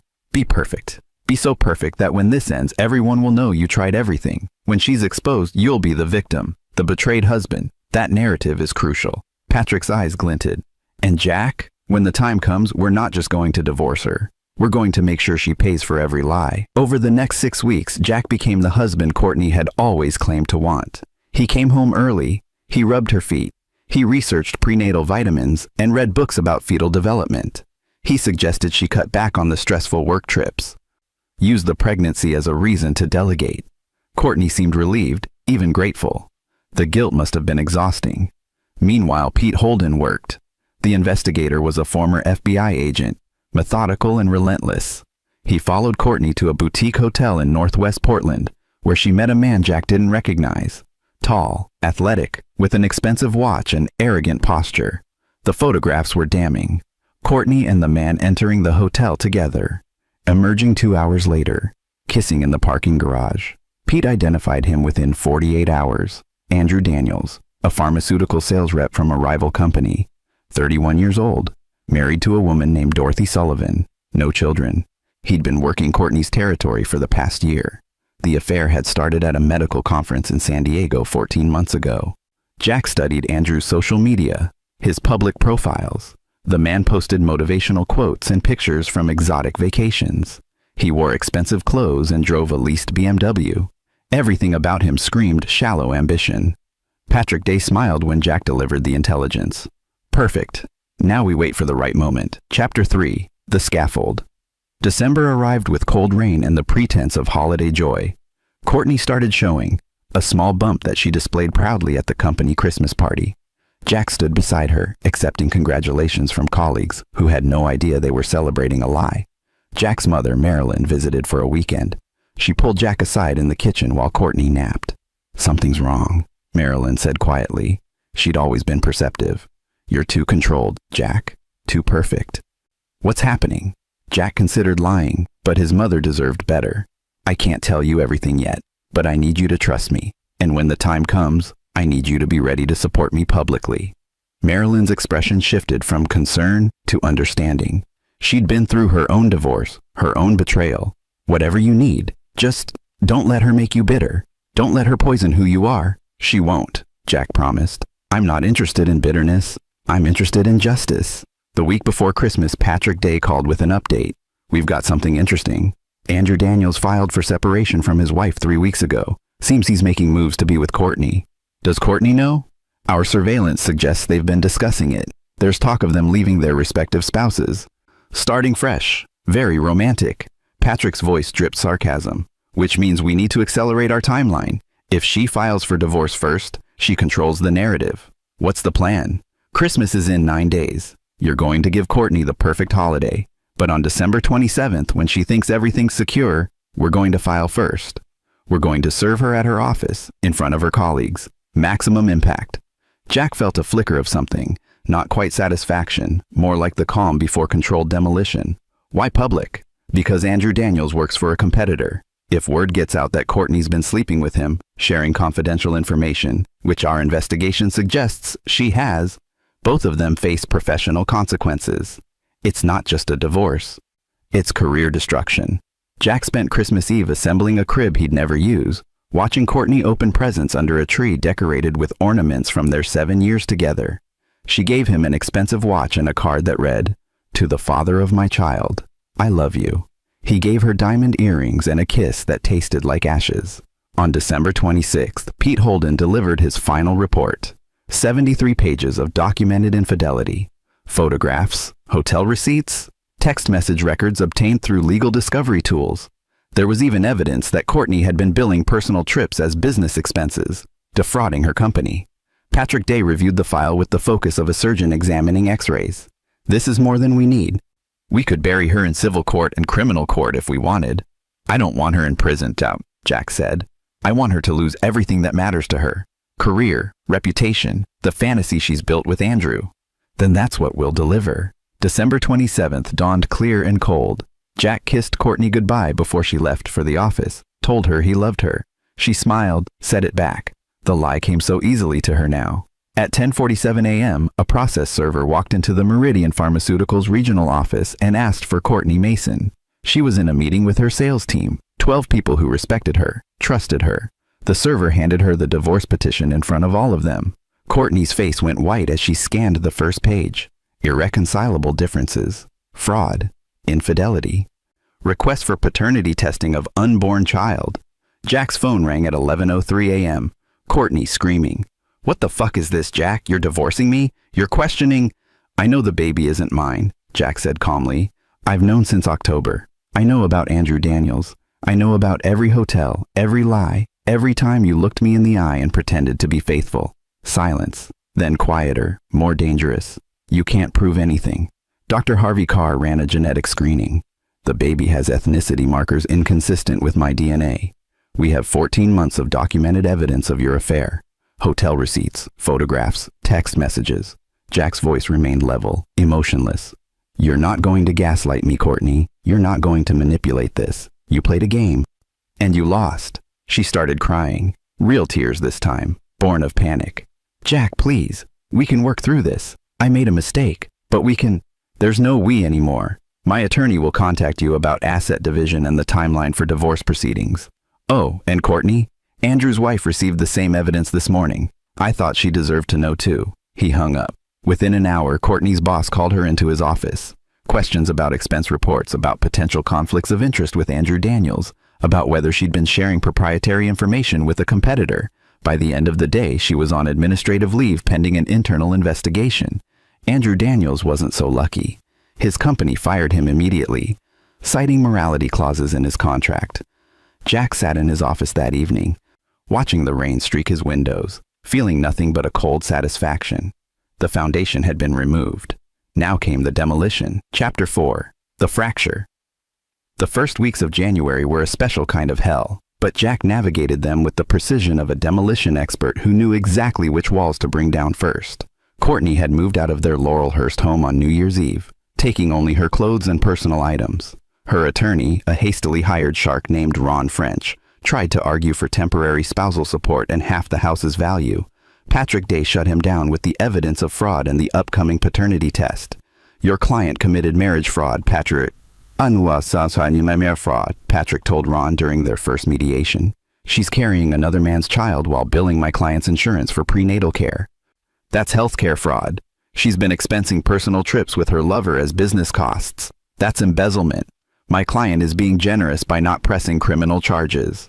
Ron French had no response to that.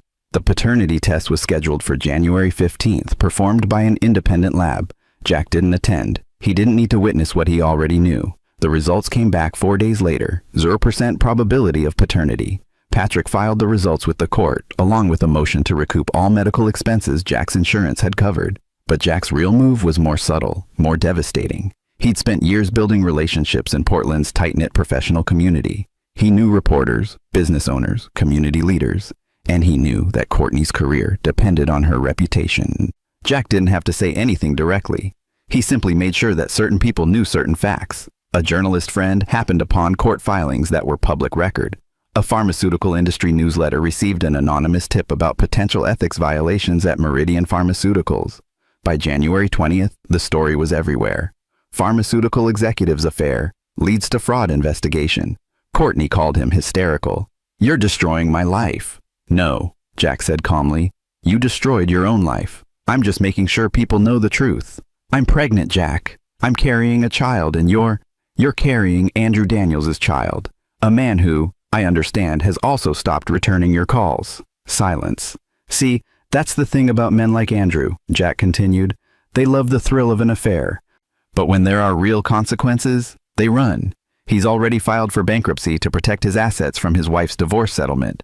He's moved back in with his parents. He wants nothing to do with you or that baby." He could hear Courtney crying, and he felt nothing.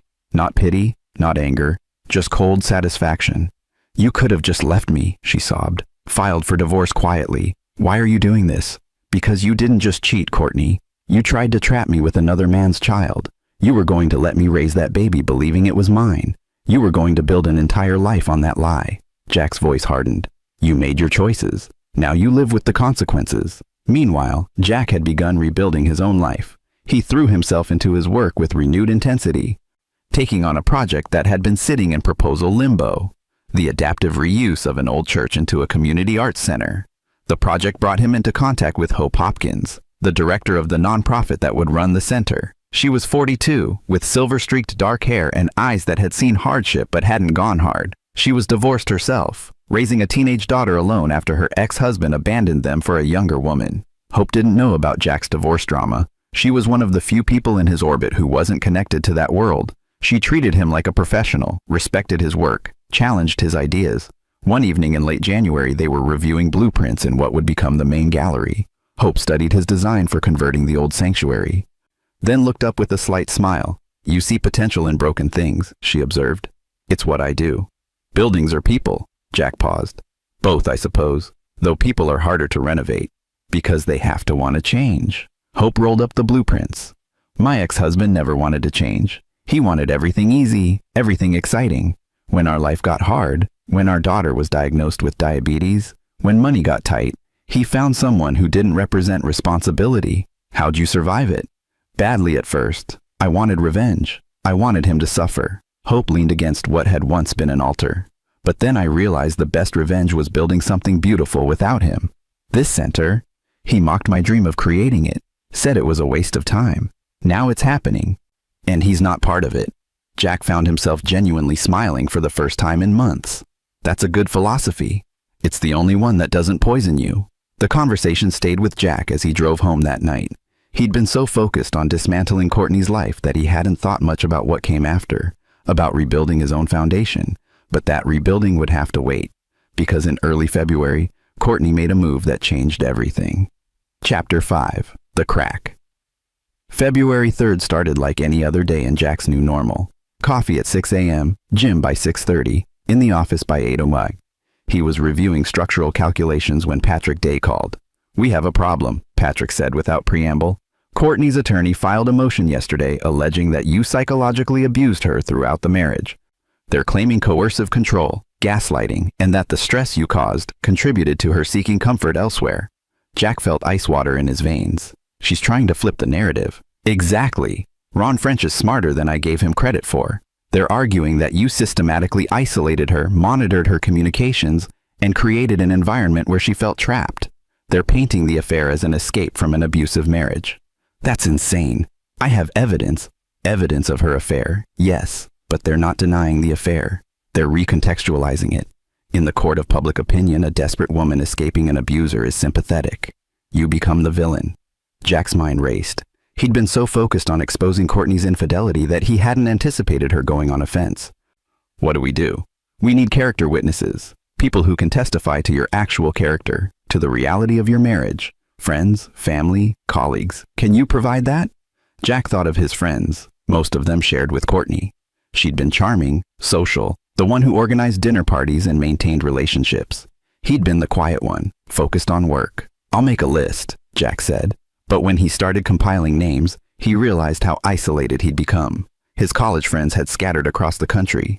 His mother would testify, but a mother's defense always seemed biased. His colleagues knew him professionally, but not personally. He'd spent 7 years building a life with Courtney, and in that building, he'd somehow walled himself off from everyone else. That evening, Jack visited his mother in her small house in Selwood. Marilyn made tea and listened as Jack explained Courtney's new strategy. She's smart, Marilyn said quietly. Wounded animals are dangerous. I didn't abuse her, Mom. You know that. I do, but Jack, I'm going to say something hard. Marilyn set down her cup. You did isolate yourself, not because you were controlling, because you were devoted. You put all your energy into that marriage, into your work. You stopped seeing friends. You stopped doing things you loved. You thought that devotion would be enough. Are you saying this is my fault? No. I'm saying that when you build your entire world around one person, you give them the power to destroy that world. She reached across the table, taking his hand.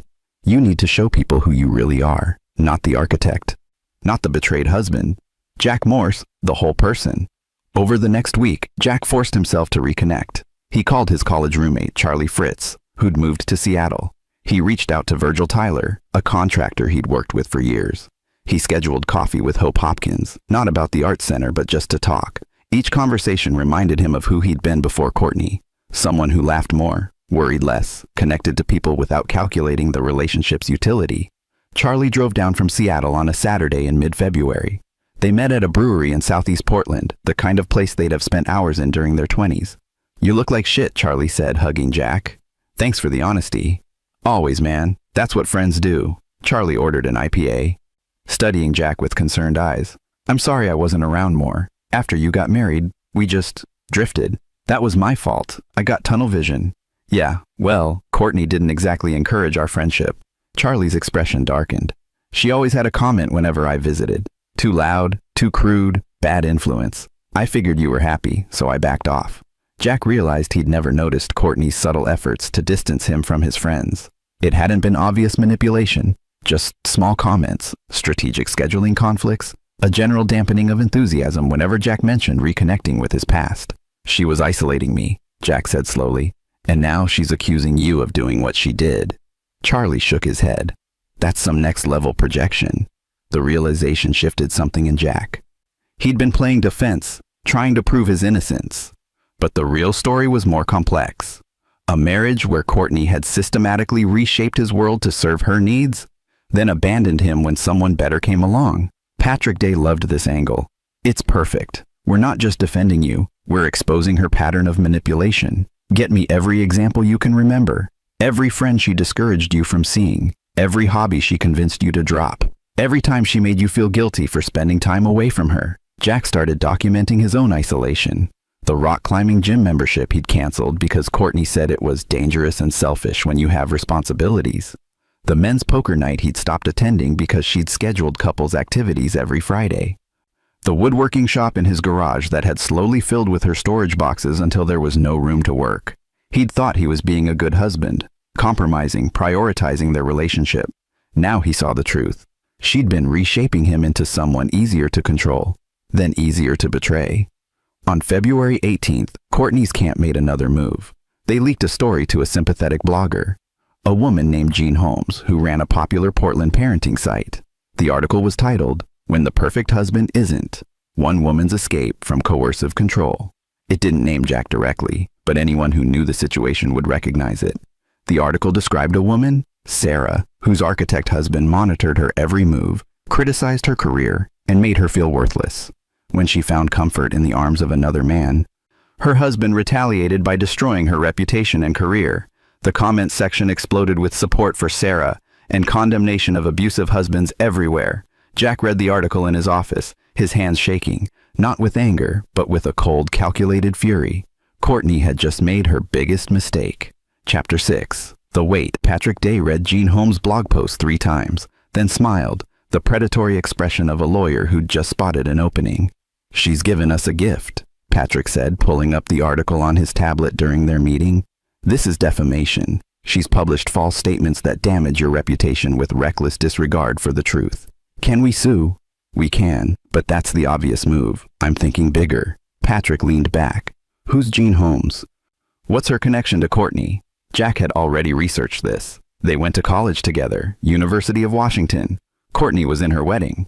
So this isn't independent journalism. It's a friend publishing propaganda. That means we can discredit both of them. Patrick's fingers flew across his keyboard. "And I'm guessing Ms. Holmes's parenting blog has advertising revenue, sponsorships, maybe even a book deal in the works. She just signed with a publisher last month, a book on conscious parenting. Perfect. Nothing destroys a parenting expert's career faster than being exposed as a liar who promotes false narratives about abuse." Patrick looked up. "Here's what we're going to do. We're going to build such an airtight case that when we release the truth, everyone who believed Courtney's story will feel personally betrayed."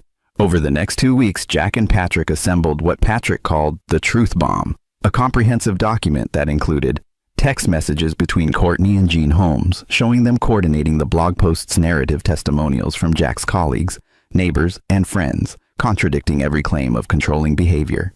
Evidence of Courtney's own manipulative tactics, including emails where she admitted to managing Jack's social life, financial records showing Jack had never controlled their money. They'd maintained separate accounts and equal access calendar records proving Courtney's frequent unexplained absences long before Jack became suspicious. But the centerpiece was something Jack had discovered while going through old files. Courtney's journal. She kept it in the nightstand on her side of the bed, a leather-bound book Jack had given her as an anniversary gift. She left it behind when she moved out, probably forgotten in her panic. Jack almost didn't read it. It felt like a violation, but Patrick insisted, and what Jack found was devastating. Entries from 2 years ago, when the affair had started. Andrew makes me feel alive again. Jack is so boring, so predictable. He'd never understand the thrill of sneaking around, of being desired by someone who isn't obligated to love me. I know it's wrong, but I deserve to feel something. 6 months later, Jack suspects nothing. He's so trusting it's almost pathetic. I told him I had a late meeting and he just believed me. Andrew and I spent 3 hours at the Nines Hotel. It was perfect. 3 months before Jack discovered the pregnancy. I think I'm pregnant. It's probably Andrew's. The timing matches up. I should be panicked, but actually, this might be perfect. If I tell Jack it's his, he'll never question it. He's wanted a baby so badly. I can have my cake and eat it too. Jack felt physically ill reading those words. This wasn't a mistake, wasn't a moment of weakness. It was calculated cruelty. Patrick photocopied the relevant pages, redacting some of the more explicit content. This is nuclear, Jack. If we release this, Courtney's narrative collapses entirely. She's not a victim, she's a predator. Will it hold up in court? It's her own handwriting, in a journal she voluntarily left in the marital home. It's absolutely admissible. The question is, do you want to go this far? Jack thought about the blog post, about the comments calling him an abuser, about Courtney trying to rewrite history to make herself the hero. Yes, I want everyone to know the truth. On March 1st, Patrick Day sent a carefully crafted press release to every major media outlet in Portland. The release included the journal excerpts, the paternity test results, evidence of Courtney's fabricated abuse claims, a detailed timeline showing her systematic deception, a statement from Jack, written with Patrick's guidance. The statement read, "I am not the villain in this story. I am a man who loved his wife, who built a life with her, who would have raised another man's child if she had asked honestly instead of through deception. When I discovered her infidelity, I sought legal remedies, not revenge. When she responded by falsely accusing me of abuse, I gathered evidence to defend my reputation. I am releasing these documents because I believe in truth. Abuse is a serious issue that destroys lives. False accusations of abuse destroy the credibility of real victims and ruin innocent people. My ex-wife has shown a pattern of manipulation, deception, and calculated cruelty. I will not allow her to weaponize victimhood to escape accountability. I hope that by sharing my story, I can help other people recognize the signs of emotional manipulation before it's too late. Trust is sacred. Marriage is sacred. My ex-wife violated both, and she must face the consequences." The media response was immediate and overwhelming. Jean Holmes's blog crashed from traffic as people flooded the comments, calling for her to retract the article. Her publisher put the book deal under review. Sponsors pulled advertising. Courtney's employer, already investigating her expense reports, expedited their inquiry. Within 48 hours, she was terminated for cause, fraud, ethics violations, and bringing disrepute to the company. Andrew Daniels, trying to rebuild his own life, found himself dragged back into the spotlight. His bankruptcy filing was highlighted, his abandonment of Courtney and their unborn child dissected by amateur internet sleuths. And Courtney herself became a cautionary tale, her face plastered across social media as an example of narcissistic manipulation. Jack watched it all unfold from his office, feeling a grim satisfaction. He hadn't destroyed her out of spite. He'd simply removed the mask and let people see what was underneath. But Patrick Day called on March 3rd with a warning. Courtney's desperate. Ron French just filed a motion requesting a gag order claiming you're defaming her. It'll be denied, but that's not what worries me. Desperate people do stupid things. Like what? I don't know, but watch your back, Jack. This isn't over yet. Chapter 7, The Collapse. March brought an uneasy quiet. Courtney had stopped calling, stopped filing motions, stopped fighting. Her social media went dark. Jean Holmes issued a public apology and quietly shuttered her blog. Andrew Daniels moved back to California, leaving no forwarding address. Jack should have felt relieved. Instead, he felt the particular tension that comes before a structure gives way, the groaning of stressed supports, the subtle shifts that precede catastrophic failure. On March 12th, Jack's mother called at 6 a.m. "Someone broke into my house last night," Marilyn said, her voice shaking. "They didn't take anything valuable. Just went through my personal files, my computer. The police think it was looking for something specific." Jack was in his car within minutes. He found his mother's house in disarray. Drawers pulled open, papers scattered, but nothing obviously stolen. A single photo was left on her kitchen counter. A picture of Jack and Marilyn from his college graduation. Someone had drawn a red X over Jack's face. The message was clear. "I can get to the people you love." Jack called Patrick Day immediately. The attorney's response was swift. "File a police report. Document everything. And Jack, get security for yourself and your mother." That afternoon, Jack hired Floyd Frederick, a former Marine who ran a private security company. Floyd was 62, built like a tank, with the kind of calm competence that came from seeing real violence and knowing how to prevent it. "You've made someone very angry," Floyd observed, reviewing the break-in report. "Question is, are they just trying to scare you, or are they building towards something worse? I don't know." "Then we assume the worst." Floyd pulled out a tablet showing Jack's security system options. "Cameras, alarms, monitoring, for you and your mother. I'll also have one of my guys do regular drive-bys. If anyone's watching your properties, we'll spot them." The security cost a fortune. But Jack didn't hesitate. He'd rebuilt demolished structures. He understood the importance of a solid foundation. His mother's safety was non-negotiable. 2 days later, Jack arrived at his office to find his car's tires slashed. The security cameras caught a figure in a hoodie approaching at 3 a.m., but the footage was too grainy to identify them. Floyd reviewed the video, his expression grim. Professional enough to avoid identification, amateur enough to use obvious intimidation tactics. This is someone who wants you scared but doesn't have the skill for serious violence. "Courtney wouldn't do this herself," Jack said. "No, but she might know someone who would." Floyd made a call, bringing in Stan Hardin, a private investigator who specialized in what he called threat assessment. Stan was younger than Pete Holden, barely 30, but he had an intensity that suggested he'd seen more than his share of darkness. He spent an afternoon reviewing all the case files, all the public information about Courtney and her associates. "Your ex-wife has a brother," Stan said, pulling up a criminal record. "Darren Chang, half-brother, different father. He's got a sheet. Assault, vandalism, intimidation tactics. He's been unemployed for 2 years, living in Gresham." Jack felt his stomach drop. "I didn't know she had a brother." "She doesn't advertise it. He's the family embarrassment. But I pulled phone records. She's been calling him regularly since your divorce went public." Stan showed Jack a call log. "Money's tight for her now. No job, mounting legal fees, a baby on the way. She can't pay him, but she can probably offer him something else." "Like what?" "Revenge by proxy. Some people don't need money, they just need permission to hurt someone." Floyd arranged for 24-hour security. Jack hated the invasion of privacy, the constant awareness of being watched, but he hated the alternative more.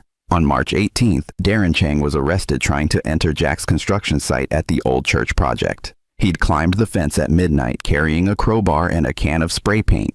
Floyd's security team caught him before he could do any damage. The police found text messages from Courtney on Darren's phone. Jack thinks he's so smart. He thinks he's won. Show him he hasn't. Patrick Day filed for a restraining order against both Courtney and Darren. The judge granted it immediately, along with a stern warning to Courtney's attorney. "Your client is dangerously close to criminal charges," the judge told Ron French. "Advise her to cease all contact with Mr. Morse, all attempts at intimidation, or she will find herself facing consequences far worse than divorce."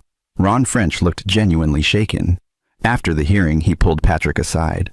"I didn't know she was doing this," Ron said quietly. "I thought I was defending a woman in a difficult situation. I didn't realize that she's exactly what Jack said she was."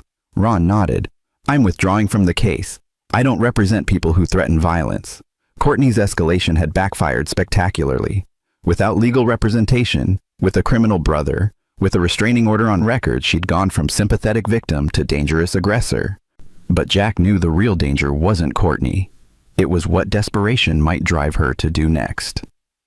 Chapter 8. The Reckoning. April arrived with cherry blossoms and the dissolution of Jack's marriage. The court date was set for April 23rd, a final hearing to formalize the divorce, divide remaining assets, and close this chapter of his life. Courtney had found new representation, a young attorney named Buddy Rush, who seemed more interested in getting his name in the papers than actually winning. His strategy appeared to be making inflammatory statements to the press and hoping something stuck. It didn't work. The evidence was too damning, the pattern too clear. On April 15th, exactly 1 week before the hearing, Jack received an unexpected visitor at his office. Dorothy Sullivan, Andrew Daniels' ex-wife, stood in his lobby looking nervous but determined. "I know this is strange," Dorothy said when Jack invited her into his conference room, "but I thought you should know. Andrew contacted me yesterday. He's coming back to Portland." Jack's instincts went on high alert. "Why?"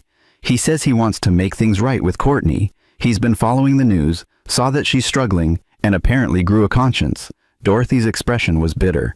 Or more likely, he realized that if he doesn't step up, he's going to look even worse than he already does.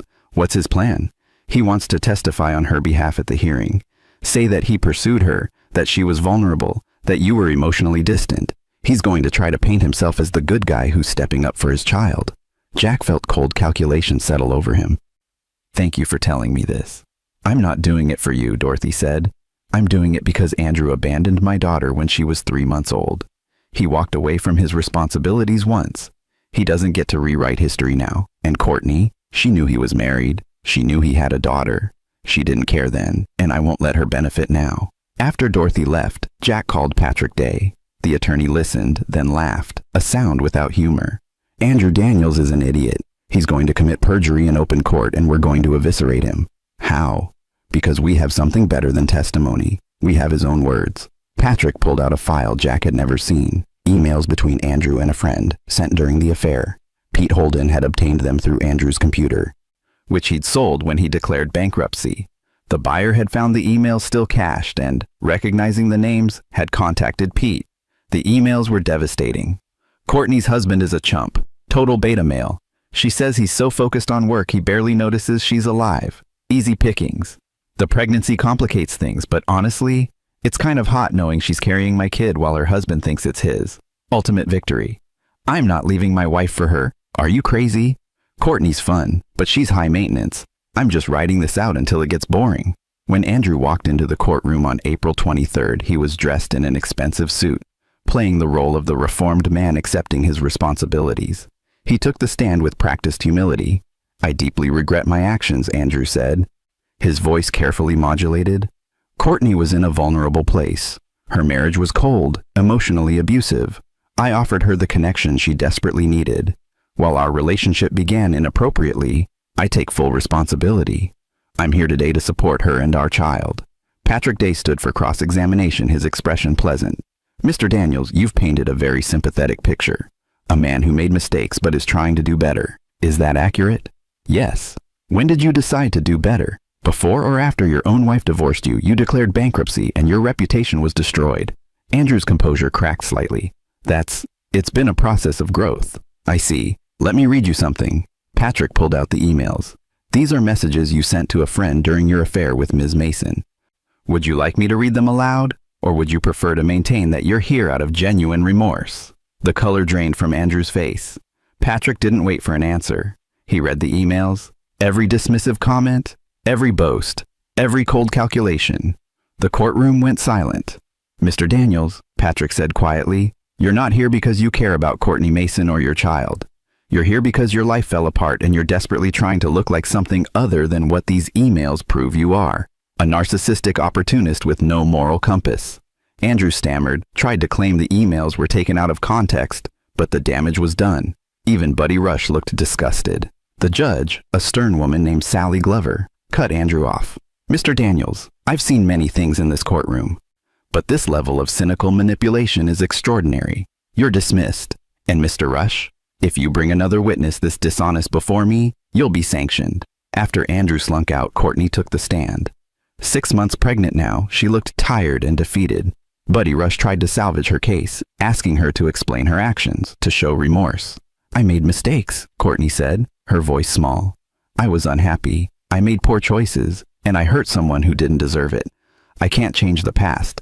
I can only ask for fairness moving forward." It was the first honest thing Jack had heard her say in months. Patrick Day's cross-examination was brief. He asked only one question. "Ms. Mason, did you ever love my client, or was he simply a means to an end?" Courtney was silent for a long moment. Then, quietly, "I don't know anymore. Maybe I never did." Judge Glover issued her ruling without deliberation. The divorce was granted. Assets were divided 60-40 in Jack's favor. given Courtney's fraud and deception. She was ordered to repay all medical expenses related to the pregnancy. No spousal support was awarded. "Ms. Mason," Judge Glover said, "you have made choices that have devastated multiple lives. You have lied under oath, attempted intimidation, and shown a pattern of behavior that this court finds reprehensible. You're fortunate Mr. Morse chose not to pursue criminal charges. I suggest you use this as an opportunity for genuine reflection and change." It was over. Chapter 9. The Foundation. 3 months after the divorce was finalized, Jack stood in the completed art center, watching Hope Hopkins direct volunteers as they prepared for the grand opening. The old church had been transformed. Soaring ceilings, natural light flooding through restored windows, spaces that honored the building's history while serving a new purpose. "It's beautiful," Hope said, coming to stand beside him. "You did incredible work." "We did incredible work," Jack corrected. "You brought the vision. I just made it structural sound." Hope smiled. Over the past months, their professional relationship had evolved into friendship. Easy, uncomplicated, based on mutual respect rather than need. Jack's phone buzzed. A text from Patrick Day. "Final paperwork signed. You're officially free." Free. The word felt strange. Jack wasn't the same man who'd entered Dr. Harvey Carr's office 8 months ago. That man had been trusting to the point of naivety, focused on work to the exclusion of genuine connection, willing to accept surface-level happiness rather than demanding authentic partnership. This man, the one standing in the art center, was different, harder in some ways, but also more open. He'd learned that true strength wasn't about never being hurt. It was about refusing to let that hurt define you. Courtney had given birth in June, a healthy boy she named Marcus. Andrew Daniels had signed away his parental rights, disappearing back to California. Courtney was raising the child alone, working as a receptionist at a dental office, living in a studio apartment in Beaverton. Jack didn't wish her ill, but he also didn't wish her well. She'd made her choices. Now she lived with them. That was justice. His mother had recovered from the break-in, though she'd moved to a secured building closer to Jack. They had dinner every Sunday, slowly rebuilding the closeness that Courtney's subtle isolation had eroded. Jack's friendships had strengthened. Charlie Fritz visited monthly. Virgil Tyler and his wife had become close friends, introducing Jack to their social circle. Jack had joined a climbing gym again, reconnecting with an old passion. And he'd started dating. Nothing serious, just coffee here, dinner there, learning how to trust his judgment again. "You look content," Hope observed. "I am. It's strange. 8 months ago, my life imploded. Everything I thought was solid turned out to be built on lies. I thought I'd never recover. But you did more than recover. You rebuilt better." Hope gestured to the art center. "Just like this place."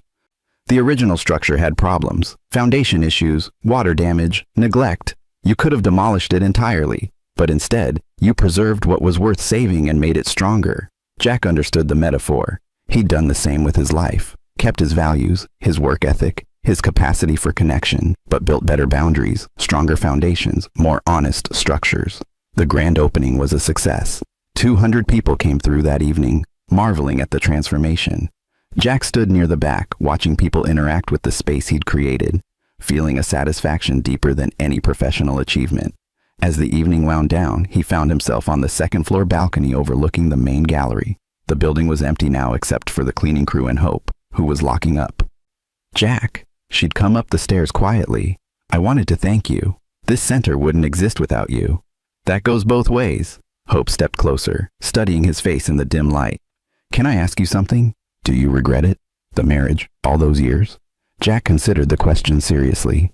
"I regret who I was with. Courtney was never the right partner, but I don't regret what I learned. I learned that devotion without discernment is dangerous. I learned that trust has to be earned, not assumed. I learned that I'm stronger than I thought." He paused. "And I learned that the worst thing someone can do to you doesn't have to define what you become. That's wisdom." "It's survival," Jack corrected. "Wisdom would have been seeing the red flags earlier." "Maybe. Or maybe you had to go through it to become who you are now." They stood in comfortable silence, looking down at the transformed space. Jack's phone buzzed one more time. An email from Dr. Harvey Carr. "Saw the article about the Art Center. Proud of what you've built, both professionally and personally. You took what could have destroyed you and turned it into something meaningful. That's the real victory." Jack smiled, pocketing his phone. The doctor was right. Courtney had tried to trap him with lies, to destroy him with manipulation, to break him with false accusations. She'd failed at all of it. Not because Jack had sought revenge, though his response had been calculated and thorough, but because he'd refused to let her make him smaller, meaner, more broken. He'd taken the fracture she'd created in his life and built something better from the pieces. That was the truest victory of all. 6 months later, Jack sat in his office reviewing blueprints for a new project. A homeless shelter that would provide not just beds, but job training, counseling, and genuine support. It was the kind of socially conscious architecture he'd always wanted to pursue, but had been too cautious to attempt. Courtney's betrayal had broken his caution along with his trust. Now he took bigger risks, pursued more meaningful work, connected with people more authentically. His phone rang. An unknown number. Jack Morse.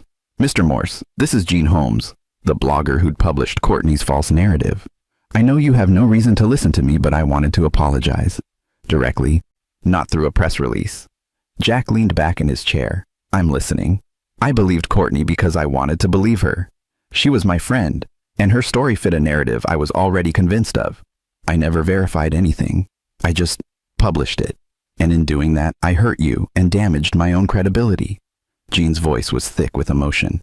I lost my book deal, my blog, my